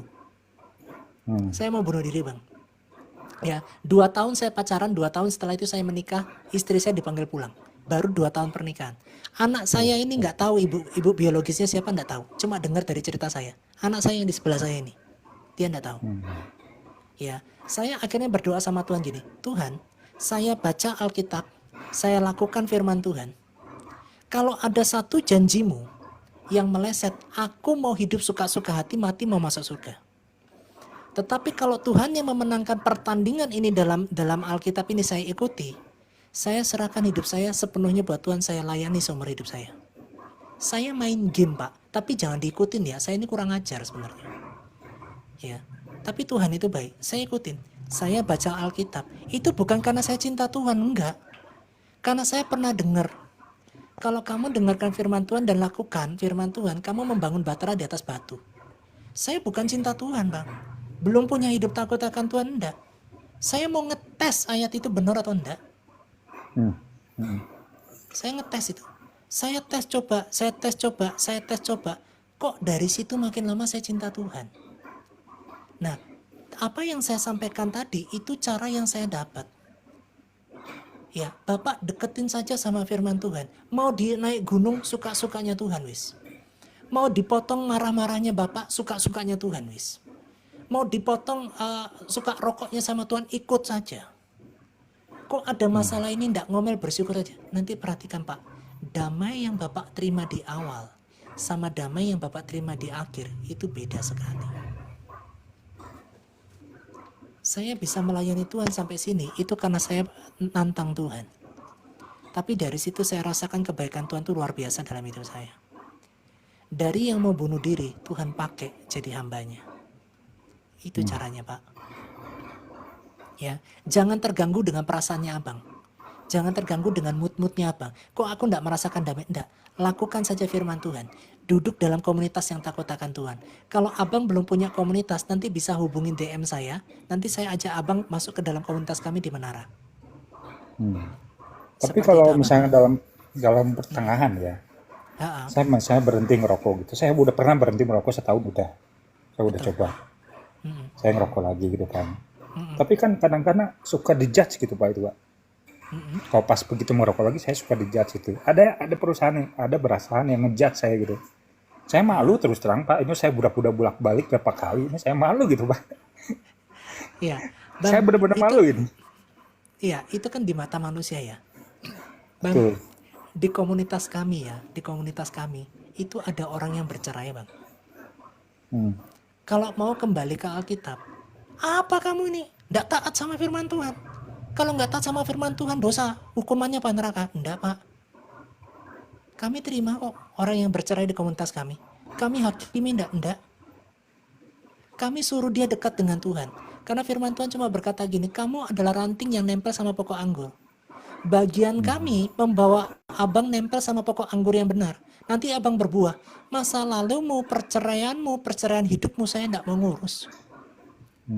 Tapi Abang masuk dekat nempel sama pokok anggur yang benar supaya Abang menghasilkan buah. Salah satu buahnya itu murah hati, pengendalian diri, sabar. Itu yang Abang harus hasilkan. Nanti Abang rasakan ya, Abang nanti nggak bisa dipermainkan dengan perasaan Abang sendiri. Saya doa Bapak Ibu, saya doa setiap pagi, itu nggak sampai 1 jam, 10 menit. Saya doa sama istri saya, sama anak saya, itu sekitar 20 menit, 25 menit. Saya nggak merasa terintimidasi kok nggak sampai 1 jam. Saya baca Alkitab 2 pasal, saya nikmati firman Tuhan, saya nggak terintimidasi itu. Dulu saya terintimidasi, kalau nggak 10 pasal 1 hari, wah kurang afdol. Ternyata Tuhan saya nggak begitu. Saya salah itu. Ya, Bapak itu sedang di posisi saya dulu. Sekarang Tuhan mau bawa Bapak naik ke atas. Ya, nggak apa-apa Bang, capek. Pernah nggak dalam pelayanan saya mau mundur? Pernah Bang. Pernah. Ikut hamba Tuhan kok soro begini ya. Tetapi setelah saya perhatikan, firman Tuhan berkata, kecaplah dan lihatlah betapa baiknya Tuhan itu. Saya kecap dia. Saya lihat baiknya Tuhan. Saya tidak mau lihat masalah saya, ternyata dari tahun ke tahun saya lalui. Berat badan saya Bang, nggak tambah turun. Padahal saya lagi krisis finansial loh. Berat badan saya nggak tambah turun. Itu yang namanya mujizat. Tuhan bawa saya ke padang gurun. Setelah dari padang gurun saya tahu di depan saya itu ada yang namanya tanah perjanjian. Seperti itu Abangku. Jalan sama-sama ya Bang ya. Kami undang Abang masuk dalam menara doa ya. Jangan sendiri, masih ada saudaramu di sini. Saya ngalami seperti yang Abang alami. Ya. Kasih. Ya, Tuhan Yesus memberkati saya Fir ya. Nanti bisa DM saya, bisa follow saya, nanti saya minta nomor WA, saya masukkan ke grup ya. Kita nanti ada pengajaran firman, ada kesaksian, ada doa. Nanti coba rasakan bedanya. Nempel sama Tuhan pasti berbuah. Pasti berbuah. Ya, salah Jadi kalau satunya ada damai salah, sejahtera. minta ampun aja doa gitu. Iya, minta ampun aja, enggak apa-apa. Ya, saya ini jatuh bangun tuh banyak, Bang. Nah, pornografi saya lepas tuh sekitar 1,5 tahun sampai 2 tahun. Sudah pelayanan di gereja belum? Sudah. Ngaku saya dosa itu. Gitu. Tapi Ya, Tuhan saya ada ngerti yang proses sempurna itu. seperti ya. Ya, saya hampir 2 tahun, Bang, terlepas dari pornografi itu. Tuhan tolong kita semua ya, Bang. Kita enggak sempurna kok. Termasuk lakukan firman sekalipun saya Bapak enggak sempurna. Tapi terus nempel sama Tuhan. Nanti Tuhan pasti tolong kita. Ya, Bang ya. Ada enggak anggota kami di menara itu yang masih ngerokok? Ada, Bang. Ada. Oh, ada. Saya serang pribadinya enggak. Saya enggak serang pribadinya. Kamu nempel aja sama Tuhan. Nanti lama-lama rokok mau lepas. Lepas juga akhirnya. Setelah kurang lebih 1,5 tahun atau 2 tahun itu. Ya, tenang aja Bang, kita nggak mau menyudutkan Abang kok. Saya sama Abang tuh sama-sama dosanya. Jangan-jangan dosa saya lebih banyak daripada Abang di masa lalu. Ya, Tuhan Yesus memberkati Bang ya. Iya, makasih. Iya, terima kasih Tuhan Yesus memberkati. Iya, God bless ya. God bless. Iya. Haleluya, Tuhan Yesus baik. Teman-teman, kita berdoa buat Bang Safior sebentar yuk. Sebelum kita sesi tanya jawab selanjutnya, kita berdoa ya. Bang, kita berdoa buat Abang ya. Oke. Ya. Tuhan Yesus, Engkau baik, Engkau mempertemukan kami dengan Bang Xavier, sama seperti hamba-Mu dulu. Bahkan saat ini pun masa hamba masih berjuang lawan tubuh daging ini Tuhan. Kalau Engkau yang tidak memberi kemenangan, hamba pun tidak bisa. Hamba lepas daripada proses untuk bunuh diri. Ya, proses kehidupan yang sebenarnya tidak menyenangkan. Tetapi Engkau bawa hamba lepas sampai Engkau pakai hamba-Mu. Hamba sangat percaya Bang Xavier, Tuhan Engkau lembutkan hatinya. Engkau rendahkan hatinya di hadapan-Mu. Bawa dia. Jadikan dia pribadi yang punya tujuan ke depannya. Rancangan Tuhan, rencana Tuhan untuk Bang Xavier terjadi dalam nama Tuhan Yesus. Biarkan aja untuk saat ini dia tidak mengambil tindakan Marta, tetapi tindakan Maria. Duduk dekat, diam di kaki Tuhan lebih dahulu. Dengarkan firman Tuhan, menjadi pelaku firman Tuhan. Dan engkau akan menunjukkan jalan yang harus dipilih oleh Bang Xavier. Di dalam nama Tuhan Yesus. Bang Xavier, setelah turun nanti, baca Mazmur 25 ayat 12. Pegang ayat itu, hafalin ayat itu. 25:12. Ya, Mazmur 25 12. Oke. Ya, Tuhan Yesus memberkati. Haleluya. Makasih ya. Ya, sama-sama. Terima kasih ya Bang Xavier udah sabar menanti loh dari tadi. Ya, untuk teman-teman. Ya, Tuhan Yesus memberkati Bang Xavier. Ya. Haleluya. Ya, teman-teman ada yang mau bertanya? Kalau nggak ada, kita masuk ke doa. Setelah itu kita ini ya, tutup dalam doa berkat. Yang di bawah ini siapa? Bang Hotbel nggak mau bertanya itu Koko. Iya, Bang siapa nih? Bang Pak Ritje yang di bawah itu. Ya, ada pertanyaan silakan. Masih yang di Abang paling Bang Hotbel masih di Ya, shalom. Shalom, silakan Bang. Saya mau bertanya, bagaimana mengembalikan kasih mula-mula itu supaya kasih mula-mula itu kembali ke diri kita? Karena kan saya terus terang kasih mula-mula itu memang saya udah pernah merasakan begitu. Saya sudah pernah mengalami begitu. Tapi untuk saat ini saya tidak merasakan lagi kasih mula-mula itu. Bahkan kalau saya itu berdoa kayaknya hambar begitu. Nggak ada rasa begitu. Ya. Gimana itu? Bang, saya berdoa juga sama, terkadang nggak ada rasa. Ya, maksudnya tidak ada rasa yang kayak gimana, tetapi doa itu bisa terkabul. Ya, yang menjadi problemnya kita umat Kristen ini kadang-kadang terbawa perasaan. Yang pertama sederhananya begini, Abang cinta pada saat pacar Abang sama setelah menikah, kenapa bisa berbeda? Kok bisa beda? Kenapa ya? Waktu pacaran, luar biasa sayangnya. WA setiap hari iya. Iya. Setelah menikah, ya hubungan badan hampir setiap hari. 1 tahun menikah, 1 bulan 3 kali. Sudah 5 tahun menikah, 2 bulan 1 kali. Kok bisa begitu? Ya, kenapa kok cintanya nggak seperti awal? Firman Tuhan berkata Bapak Ibu, ya itu harus dipupuk. Bagaimana cara kita memupuk cinta kita sama Tuhan? Ya, setiap hari masuk dalam hadiratnya. Yang pertama pemberesan. Aku masih punya luka hati enggak? Aku masih punya pahit hati enggak? Aku masih ada nama yang aku belum bisa mengampuni enggak? Saya koreksi itu. Karena itu saya membuat itu saya nggak bisa masuk dalam hadirat Tuhan. Ya, saya bersihkan hati saya. Setelah itu saya tidak mau merasakan yang namanya rasa-rasa apapun. Saya belajar untuk taat firman Tuhan, dipupuk. Hubungan saya dengan istri saya, Bapak, Abang ya. Hampir setiap hari kita pasti ada tertawa lucu. Kenapa? Karena saya sirami. Karena saya pupuk. Hubunganmu sama Tuhan juga sama.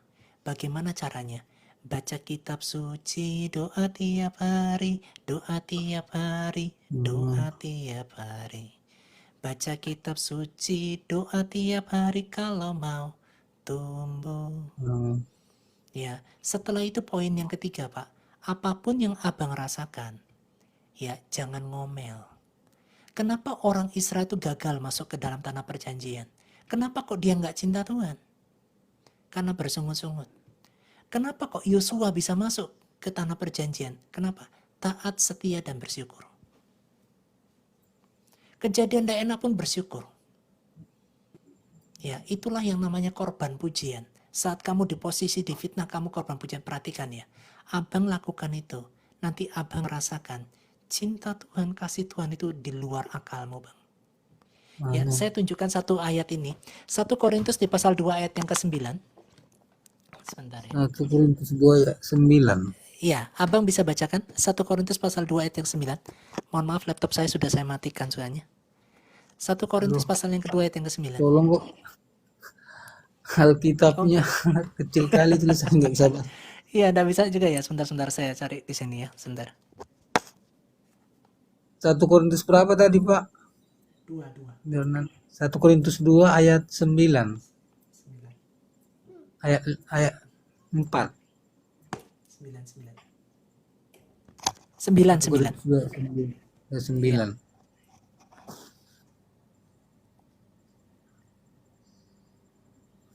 1 Korintus 2 ayat 9. Bisa dibacakan, Bang? Bacakan aja, Bu. Biar saya bantu baca. Nanti saya bacakan. Oke, saya bantu baca ya. 1 Korintus 2 ayatnya yang ke-9, demikian firman Tuhan. Tetapi seperti ada tertulis, apa yang tidak pernah dilihat oleh mata dan tidak pernah didengar oleh telinga dan yang tidak pernah timbul di dalam hati manusia, semua disediakan Allah untuk mereka yang mengasihi Dia. Amin. Amin. Itu, Bang. Ya, contoh kesaksiannya yang baca firman tadi, Bang. Beliau ini ngalami anxiety disorder, Bang. Ketakutan, kecemasan berlebih. Ada ambulan lewat, dia takut. Kepikirannya masuk di sana. Ekonominya menurun. Tapi dia taat lakukan firman Tuhan, dia bersyukur, berdoa. Sekarang tiba-tiba dapat ide. Buat yang namanya minuman bandrek. Saya enggak tahu bandrek kayak apa, pokoknya ada jahenya. Sekarang diberkati. Dari situ dia nyatakan, Yesusku dahsyat luar biasa. Apa yang enggak pernah aku lihat, apa enggak pernah aku dengar, bahkan timbul dalam hati Tuhan sediakan buat aku. Itu, Pak. Menuju ke sananya ada proses. Ini Bunda Belian itu hampir 1 tahun loh, Bang. Menjalani krisis finansial itu. Hampir 1 tahun. Sekarang Tuhan pulihkan. Ada prosesnya, Bang. Yang Tuhan mau lihat tuh responmu pada saat kamu mengucap syukur. Di dalam masa-masa yang tidak enak. Begitu, Bang. Ya, yang berikutnya jangan suam-suam kuku. Panas enggak, dingin enggak. Ya itu pasti dilepeh nanti. Dimuntahkan. Ya, jangan suam-suam kuku, intinya begitu. Iya, Pak. Ya, semangat ya. Tuhan Yesus memberkati ya. Terima kasih Pak. Sama-sama. Pencerahan. Ya, Tuhan Yesus memberkati ya. Shalom Pak, shalom, Haleluya. Tuhan berkati. Shalom, shalom, Tuhan berkati. Oke, kalau tidak ada pertanyaan lagi, mari kita berdoa ya. Tuhan Yesus baik. Haleluya. Yang di atas ada? Silakan, ada? Sepertinya Bunda Winarti?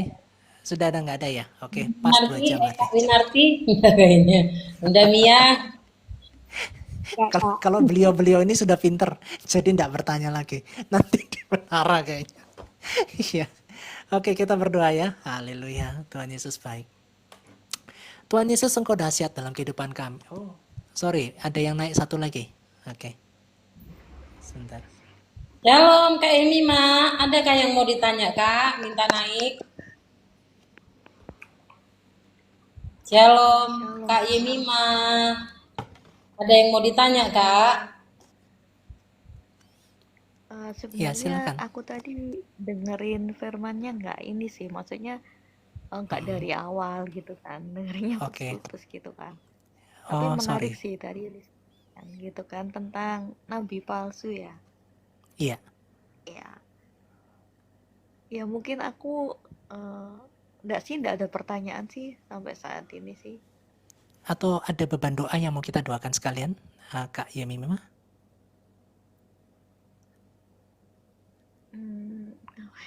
Ya didoakan supaya lebih cinta Tuhan aja, itu aja. Oh, pasangan hidup? Atau anak? Atau apa? Nggak ada? Minta didoakan juga nggak? Satu itu aja deh, satu itu dulu, nanti yang lain Oh, iya, iya. pasti menyusul. Oke, Yang siap, penting siap. aja ini. Iya, carilah dulu kerajaan Allah dan kebenarannya ya, maka semua ditambahkan bagimu. Amin. Oke, oke. Kita suaranya kok masih seperti muda sekali ya. Oke, mari kita berdoa ya. Bapak, kami mengucap syukur Tuhan untuk kasih setiamu. Terima kasih buat pemahaman yang kau berikan atas kami. Ajarkan kami Tuhan untuk punya radar. Untuk kami bisa mendeteksi nabi palsu atau nabi yang daripadamu. Dan Alkitab sudah menjawab di dalam kitab 1 Yohanes pasal 4 ayat 1 ke 6. Dari muridmu yang engkau sayangi, yang adalah Yohanes. Kami berdoakan meteraikan firman Tuhan itu di bawah alam sadar kami. Berikan kepada kami menguji segala sesuatunya, termasuk para nabi, termasuk pendeta-pendeta, termasuk guru-guru apa dan sebagainya. Ajarkan kami Tuhan. Berikan kepada kami roh yang takut akan Tuhan. Rendahkan hati kami, berikan kami kelemah lembutan, dan biarkanlah kami nempel pada pokok anggur yang benar, supaya kami berbuah. Berkati Bunda Mia, Bunda Berliana, dan juga Abang ini, dan Bunda Winarti, dan khususnya Kak Yemima Tuhan. Berkati beliau, berikan kepada hatinya takut akan Tuhan. Cukupkan kebutuhan makan minumnya Tuhan.